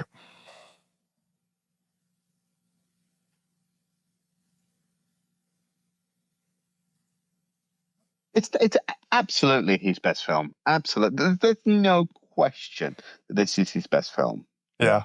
Like, and it's so close to being a really, really good film. It's almost there. It's just slightly off. But in a weird way, I always wonder whether is it the fact that it's slightly off? Is that the secret ingredient that gives it the charm that it has? Yeah, that's interesting. I think the same thing about the obvious one comes to my mind immediately is Alien versus Predator, which is not a perfect film, but I feel like every time I watch it, I have a good time with it. You know what I mean? Like it's a fun movie to watch, even if you just try not to really pay attention to a lot of the lore stuff that it messes with. It's not as good as Killer of Killers, though, isn't it? No. Aaron and I, Aaron, I don't think I've told you this yet, but our Killer of Killers review has been getting besmirched by a couple key comic book figures throughout our space. Really? They don't like that we're so critical of it. Oh, well, womp womp. Specifically Greg Katzman, if he's listening, who is a marketing manager over IDW. Shout out to Greg if he is listening. He said he didn't like our coverage of the film. To which I will say, Greg, your besmirchment has been noted. And here we go. Blood orgy. Oh, wow. Oh, yeah. So this scene was a lot longer initially. And they were going to, the funniest thing I found out about the scene is that they were going to hire actual pornographic actors to work their way through this scene. But of course it was cut. So I'm hungry. Anybody else hungry? Anybody else? All right, so here we go. The infamous blood orgy video was much longer. Parts of it are still in the scene, like the one where the crew member sticks his fingers deep into another one's eyes, a female crew member sodomizing a male crew member with an iron pipe, They were even more violent in the original version of the scene. There were also a lot more extended shots of the Event Horizon crew naked and covered in blood, having violent sex and eating / R-wording each other. A more graphic version of the scene where a crewman pulls his own intestines out of his mouth. One crew member is held and stabbed in the back of his head with a spike and part of his mouth and teeth popping out. Another crew member is crawling on the floor while others are hitting him in the legs with steel bars, smashing them into pieces as he screams in agony and crawls away in bloody pieces with legs behind him. One woman has screws drilled into her teeth. Okay. Another woman is restrained while her arms is broken and torn off with a hunk of metal. One woman has her breasts mauled and then ripped off and eaten by another crew member. While they're R-raping, R-ing her. Another. You already said the word. I already said the word. Another. I'm trying to stay I'm trying to keep this monetizable if that's even possible. Another partly clotted, blood-covered woman biting her shoulder off of having her shoulder bitten off by a man she's having sex with. There's a lot, guys. There's actually a couple more that I'm just going to stop with. But point being is that it was much worse. How are you feeling after reading that? I feel dirty. Yeah, I want to shower, and I need someone to hold me, I think. Yeah, I'm glad it's not in it. Aren't you? Me too. Yes. Now, have they explained what these tubes are? I don't. Oxygen. Yeah. Power. Oxygen. Something they need right now. Yeah. Why that they have very it's little oxygen? of. Why is it held in the room with the gravity sphere or the gravity engine? I don't know. I'm just saying, design questions. This scene was longer with her seeing her son. These are, to me, they're like, like potato launchers.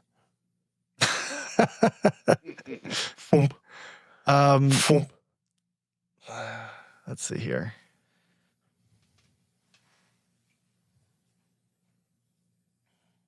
There apparently was more backstory with DJ explaining the scar, like I talked about earlier. Jason Isaacs' character, where the scar on his chest came from from a childhood surgery gone wrong. Since then, his biggest fear is being vasected. Dissected, yeah. It says vasected, which sadly comes true in the end. The scene where Miller finds DJ cut open and hanging was longer and had more shots of his guts on the table, which we'll get to here in just a moment. I feel like they did that in Midsummer. Yeah, we got a version of that. This is the Don't Look Now scene, chasing that. So what they should have done is had a dwarf. That's coffin shaped. Yeah. Yeah. Oh, it really is. Yep. Yeah, look at that. I can't really think of anything else I've seen Catherine Quillen in.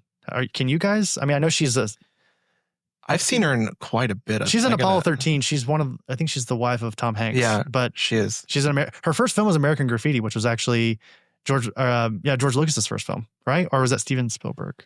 George Lucas. I saw her in Twilight Zone, the movie, and obviously in let's see, Apollo 13, Zeus and Roxanne, Event Horizon, The Hills Have Eyes. Yeah. Well, she's dead now. Horns. Yeah. I liked her in Horns. She's dead? She's dead. Oh, wow. Is she really? No, not. I'm sorry, not the actor. Oh, she just died in the film. Yeah. I was like, wow. She's still alive today, thankfully. Yeah. Yeah, her first film was George Lucas's 1973 American Graffiti at the age of 19. That's awesome. I didn't know that. There's a little factoid for everybody at home. Put that in your pocket for later. More potential underlying of we're being privy. Do we know what turns their eyes black? Is that just part of the process, you think? Probably reefer. It's a goddamn reefer. Reefer madness. He's literally calling for his wife right now. He knows. And look, he's smiling. Yep.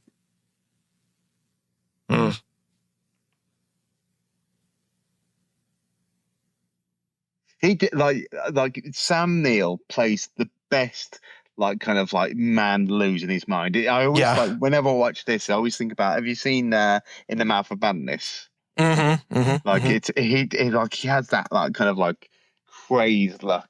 Mm-hmm. Like she's got her eyes closed, fun in the bath. Got her eyes closed because she hasn't got them anymore.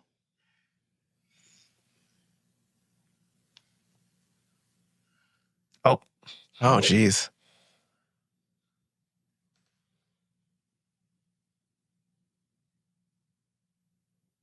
That's something that I don't mean to get super serious out of nowhere, but that's something that's not generally explored.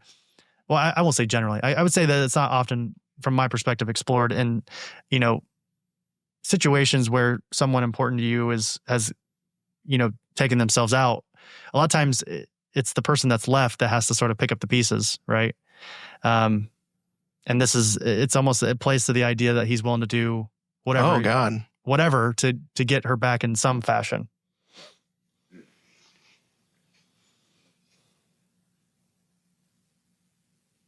That doesn't seem very practical. I mean, the practical effect is awesome, though. Yeah. Where's a little teeny weeny beanie? Teeny weeny beanie. Teeny weeny beanie alert. Cooper's still kicking. That son of a bitch.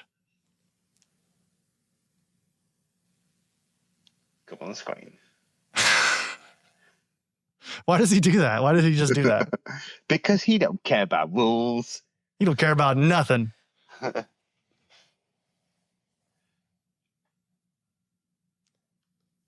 Coffin. We're not seeing any facial shots. Quite telling. This scene is interesting, what we're about to see here in just a moment. Because I don't know if this is a goof or... Uh-oh. Let's see. Goof troop. New boot goofing. So they're figuring it out here. Mm-hmm. Come on, get to the other screen. He's looking for the bomb. He's looking for the bomb.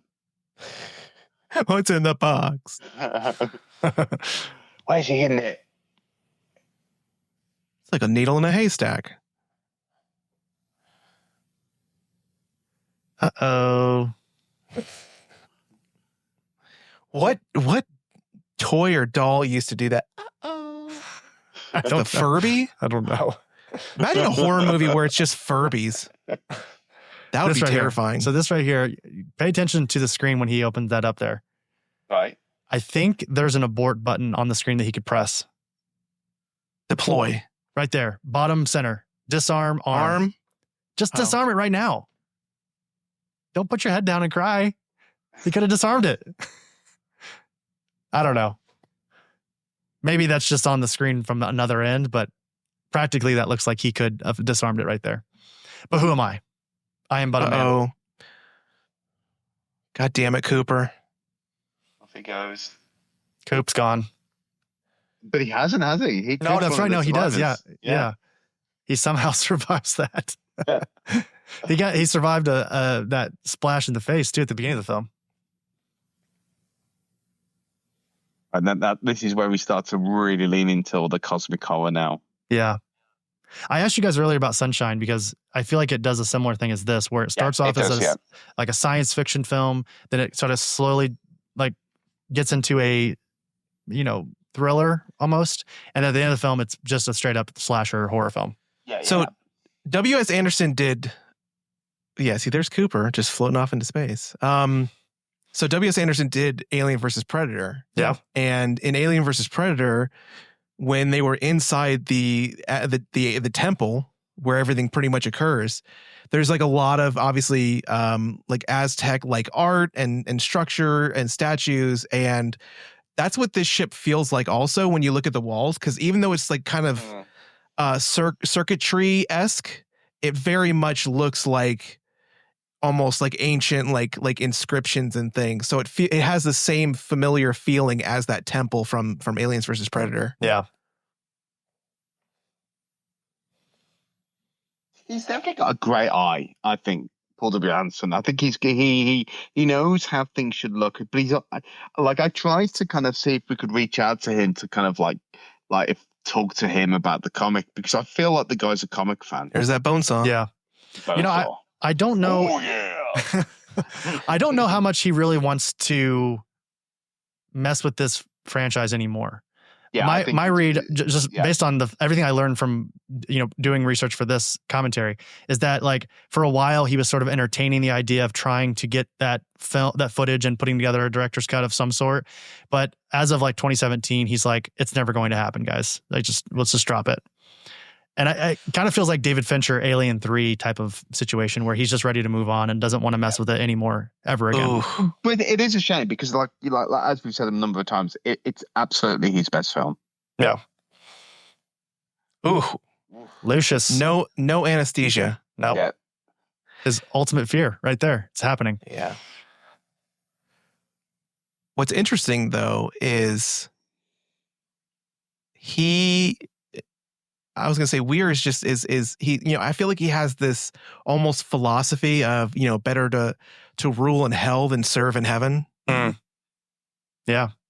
That's something. I mean, that's so Hellraiser, isn't it? We talked about that. This film's often like referred to as like Hellraiser in space, and it's for things like that.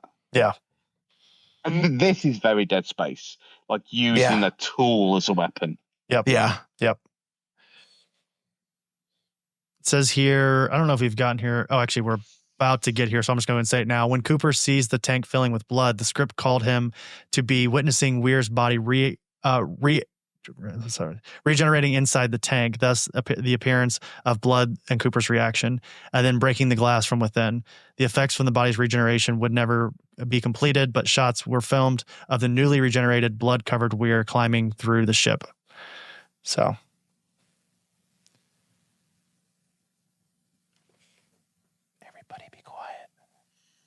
He's hunting Wabbit.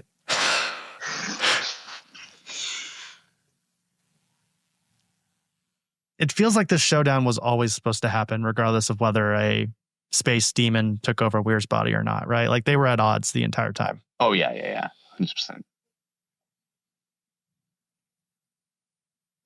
It's one suspicious ladder. Do you think that if you gave Sam Neill that tool and just Lawrence Fishburne, nothing else, do you think that Sam Neill could win? So I feel like Lawrence Fishburne could still kick his ass even with that tool. Are we talking about them like now, like today? No, or just back then. Back then, because Lawrence Fishburne is a shit brick house in this movie. Yeah. He's a unit, as the kids say. What is this? Is this a glow stick? Smelling salt, perhaps? Smelling salt? Yeah. There it is. Yeah, nailed it. Nip Tuck, you got to get up. Her acting there is perfect. Have you guys ever done a sleeping salt, or not sleeping salt, a smelling salt? No. Yes. Years ago. They are intense. Christian, Pungent. it's like somebody like throws like a firecracker goes off in your nose. Like that's what it feels like. Oh wow. It just explodes through your nasal cavity. That is some terrible posture. Yeah. Is he sleeping? Oh, no, he's awake. He's letting his eyes shrivel down.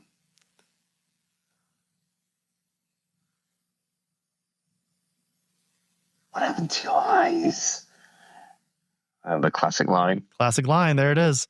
Yeah. Speaking again of like, say whatever you want, but that right there is an iconic horror scene, and it has been since it came out. Like this whole scene has lived in the zeitgeist of horror fans.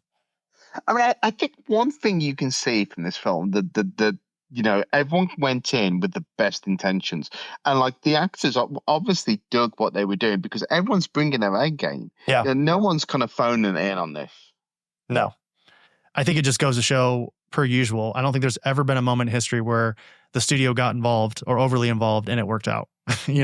Like say what you want about the blood orgy scene, that sounds pretty terrible. What I had to read off there, but I think that more times than not, when you let a creative fulfill their process, it works out, and I get it. Sometimes and apparently it was because of Titanic. That was the reason why Paul W. Sanderson had to cut out the film so much, was because they wanted to get the film out before Titanic. Oh, right. Which is so stupid.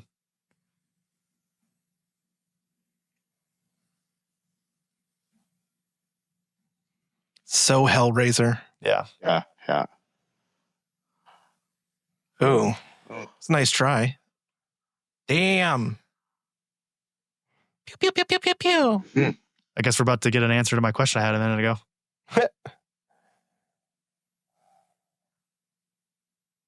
Here it Cooper. comes. And you got the cross window, Yep. Crucifix window. crucifix window.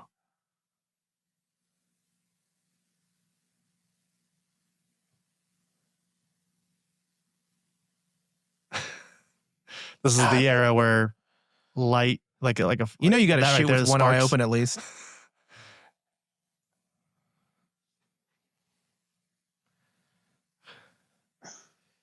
THX, the audience is listening. Christian, I don't know how much research you had to do for like this particular thing, but when it comes to space, how long can you last? Do you know anything about that? No. I'm just curious if that's something you looked into. No, look, I think the thing is, like, when you write a kind of like a science fiction, or even even a fantasy to that point, like, I think for me as a writer, I don't want to get bogged down in the minutiae of the reality. It's like asking me, like, kind of like, who changes the Batmobile tires, right? Do you know what I mean? Who cares? Who cares? Do you know what I mean? Alfred. It's as long as it feels believable, as long as Yeah. it feels right. That's all you need. Sure. Yeah. Definitely. Especially for a film like this, a story like this, you don't need it to be, realistic. I'm not Christopher Nolan. Right. In case you were confused, I'm not Christopher Nolan. I've always said that's what I always tell people. I'm like, Christian Yeah. Ward is the Chris Nolan of comics, honestly. Like every hit is Tenet. It's Tenet times 10. It says the decompression scene where Dr. Weir is ejected from the ship is one of director Paul W.S. Anderson's least favorite scenes of the film. Because they were running out of time, it had to be shot quickly and without wide shots. So it failed to become as exciting as he had hoped. I feel like it's still pretty exciting. Yeah, I think it's The shots where Miller jams the door with the tool were shot later and added just to ramp up the tension a bit. Oh, there we go. God, come on, lady. It's nicely done.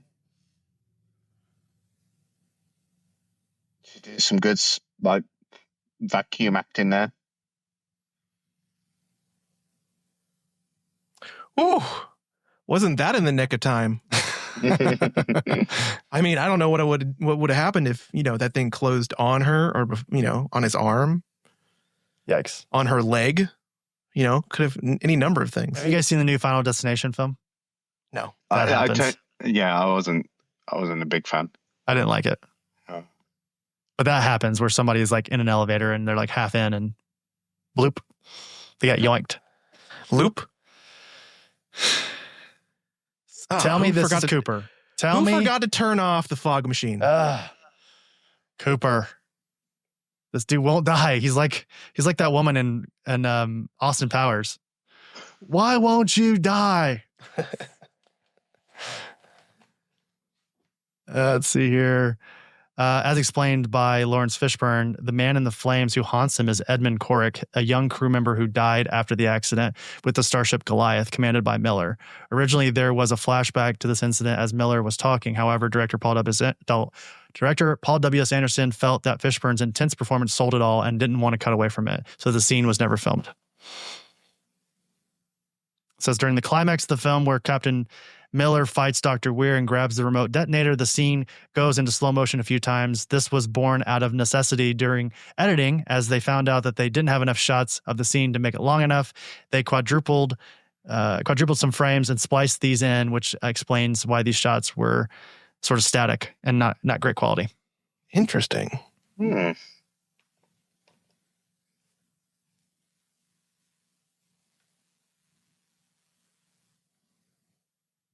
Realistically, how far away do you guys think we are from this kind of space travel? Just ballpark. I know I'm not giving you really any time to look it up or even like have a... In this economy? In this political climate? Yeah, in this political climate? With Elon in charge of it? I don't think so. I would give me a year, just a good guess. I don't know, because I feel like we're definitely going backwards with science. Right. So I'm going to say probably at least 50 years. 50 years. Okay. I don't even know if it's going to happen. You think we'll never get there? No. We're gonna Not just in our lifetime. we're just gonna fight, and it's never the only people that's gonna get this kind Why of would that space blow her travel are back like billionaires. that? Ooh. That's like it. That's The Shining. It's The Shining, but with a little bit of Mission Impossible. Yeah. Yeah. Oh, it's in my mouth. I always feel like she should have been way more covered with blood there. I mean, I think she should have just been absolutely drenched. Yeah. Absolutely. Absolutely. This is your mission. Should you choose to accept it, go to space, fight a space devil.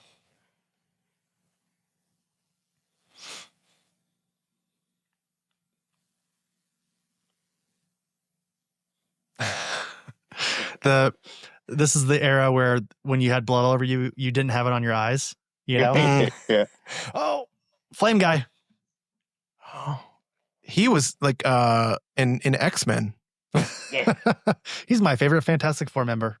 I mean, that is very much what's the puzzle, the lament. Oh yeah, from Hellraiser. From Hellraiser. Yeah. I should know that. Yeah. I'll lose my Clive Barker credentials now that I can bring it off the top of my tongue. Not allowed in the club anymore. They always Not say allowed that anymore. recall is not the most important thing of nerdom. All right, it's all. You have 3 Eisners. You've solidified your place in nerdom, Christian. They're right there. Yep. Yeah, I mean, I could buy one of those I could 3D print one. Did you just kick him in the nuts? No, he cupped him. Did you give him a little cup. Give him He a gave little him cup. a hard So that wasn't assault. That was just hardcore sexual harassment. Oh right. So yeah. It's all slow motion. Yeah, you're right. Did not have enough scenes. The use of water and fire around this fight symbolizes eternal damnation and cleansing. Mm.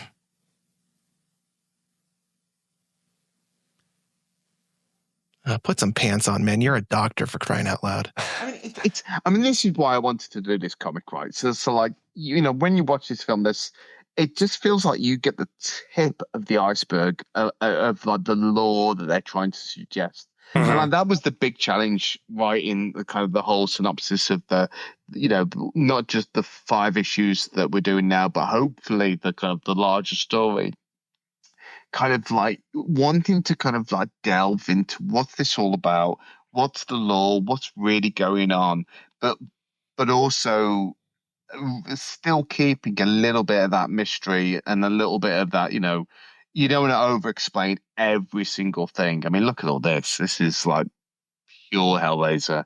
Yeah. And this was, that idea of Hellraiser in space. This is why I really wanted to bring in Paimon. Because being a comic, you can, I wanted it to feel like a comic book with like a comic book type villain that still felt like he belonged in Event Horizon. In many ways, Paimon becomes our kind of Pinhead. Sure. Yeah.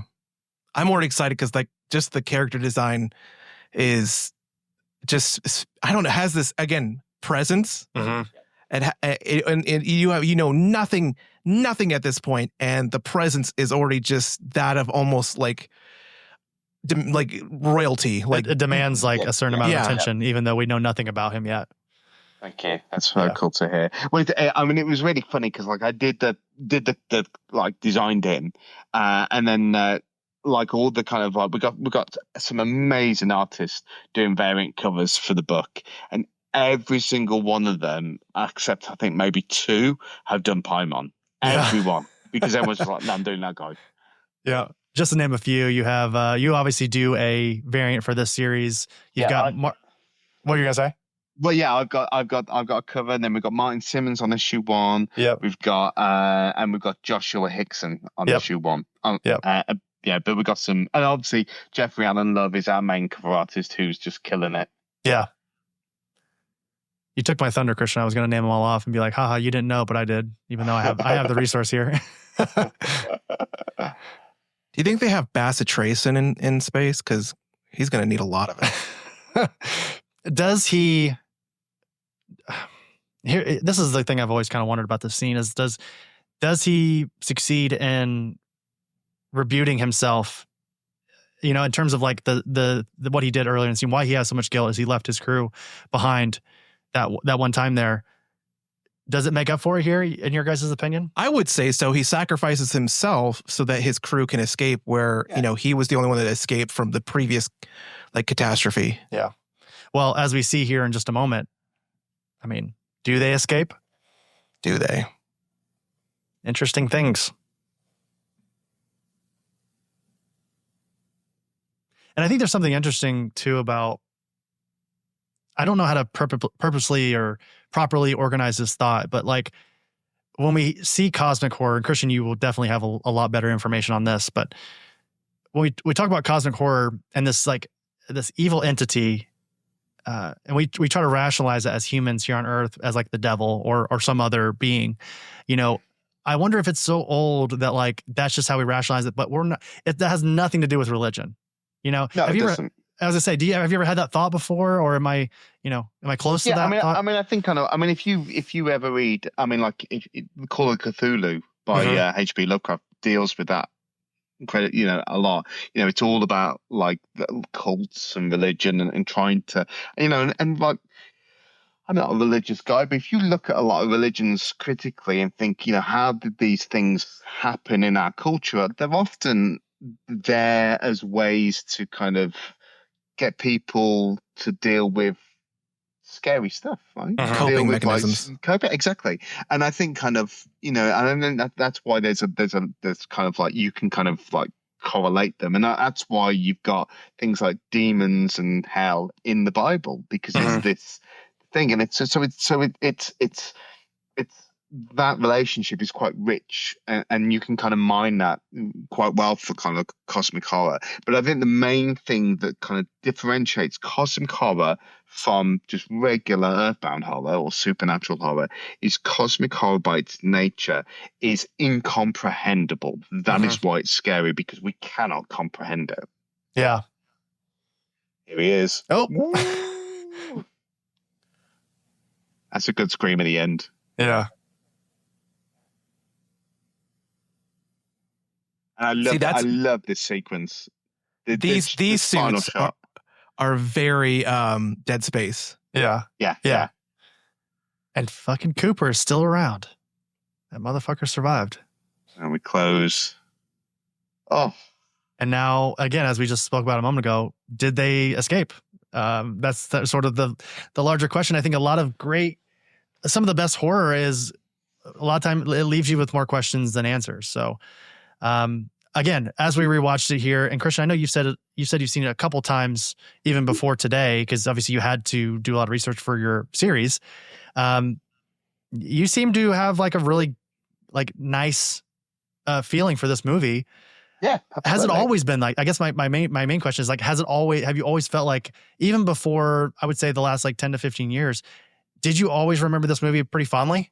Yeah. I saw it at a perfect age of like 21, and just, it had all the ingredients of the things that I liked in films. It had the kind of like the supernatural elements. It had the kind of like the sci-fi elements.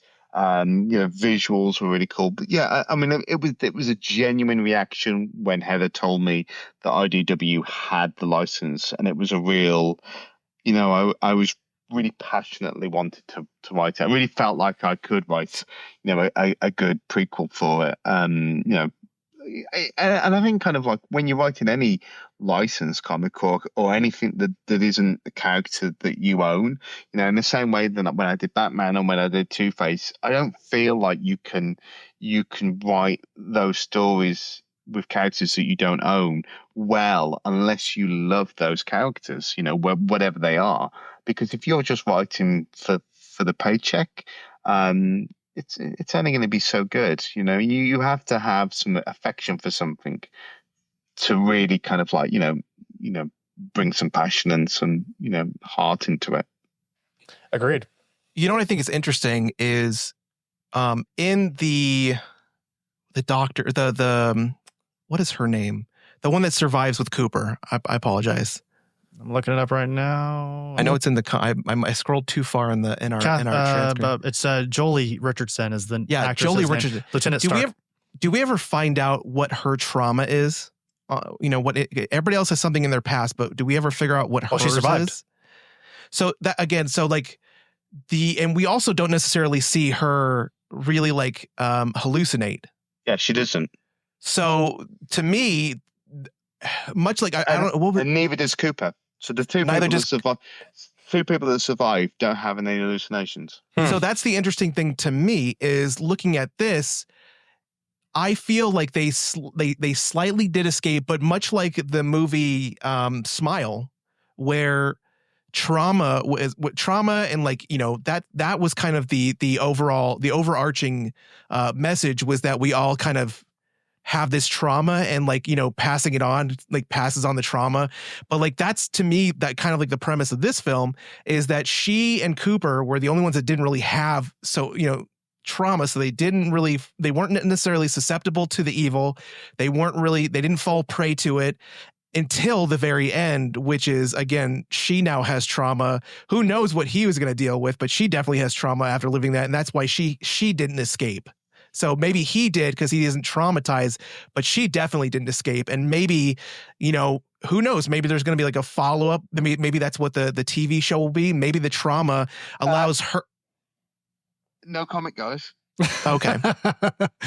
I cannot confirm or deny. I'm just talking, and nobody has to say anything. That's just my thought. Great minds think alike, is a good way to say it. So, this has been awesome. Thank you both so much for doing this. Again, and thank you everybody for listening. Thanks for having me on my show. Christian, thank you so much for being here to enjoy this with us. I know it was we're probably keeping you up a little late over on your side of the world, but we appreciate you being here, and we thought this would be a fun way of just promoting Dark Descent. We're so excited for you and really Tristan. Cool. And anything you want to say before we head out of here in terms of Event Horizon or otherwise? Just pre-order. Get it pre-ordered, but guys. Yep. It's as I've alluded to, part of the treatment pitch is kind of like a much wider story, and Paramount are excited, IDW are excited, and at the moment I'm telling the story of what happened before, but I would really like to tell the story of what happened after, because I think it's going to be pretty cool. We keep bragging about everybody. Honestly, again, we're not just trying to butter up Christian while he's here, but again, he is a friend, but we're also huge fans, and we were excited to get to read that first issue early, and honestly love it. So make sure you guys go check that out. Make sure you go pre-order, as Christian said, July 14th. That's FOC. There's not a lot of art that I would consider going and buying pages of. There's some things that I've seen in the past that deal with Batman and kind of madness and a city that's I don't know, something like that. But this is a book that there are some panels in this one that I would really consider buying a page of. Yeah, Tristan killed it. Yeah. So man, I would say listeners / readers of this are going to be so excited when they finally pick up their issue. So highly recommend it. Highly, highly recommend. I can't recommend it enough that this is a book that you're going to want to read and just visually drink in. Mm-hmm. Absolutely. Oh, thank you. August 20th. That's the I official still can't release. believe Christian's a writer. I know, right? He's good.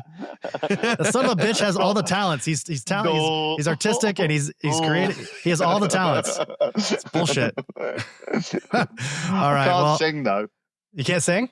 I'm terrible. Well, you will never see me in karaoke. You and Chris have so much in common. I also cannot sing, but I'm also not a 3-time Eisner winner. So, you're still young. Yeah. You're still young. There's still time. All right, Christian. Well, thank you so much again. We appreciate it.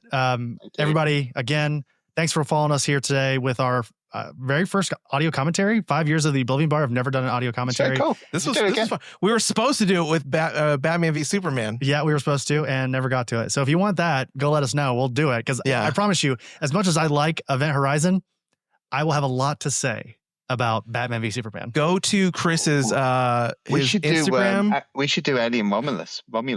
Oh gosh, Christian would have a lot to say on that one. I don't know, Aaron, if you know this or not, but Christian doesn't really like Alien Romulus.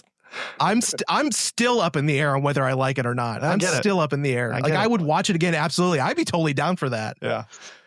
We should just create our own Mystery Science Theater here with Christian. No, we can't do that. Chris, you're too much about the facts and not about the fun. You're like, stop telling me about facts. I don't care about what the box office was. All right. Well, I know there were a couple hiccups here and there with the sound and stuff, so we got to figure that out still. But I definitely want to do another one of these. So again, Christian, appreciate you. We'll talk soon. Everybody listening to us, thank you so much. We appreciate it. We'll see you next week.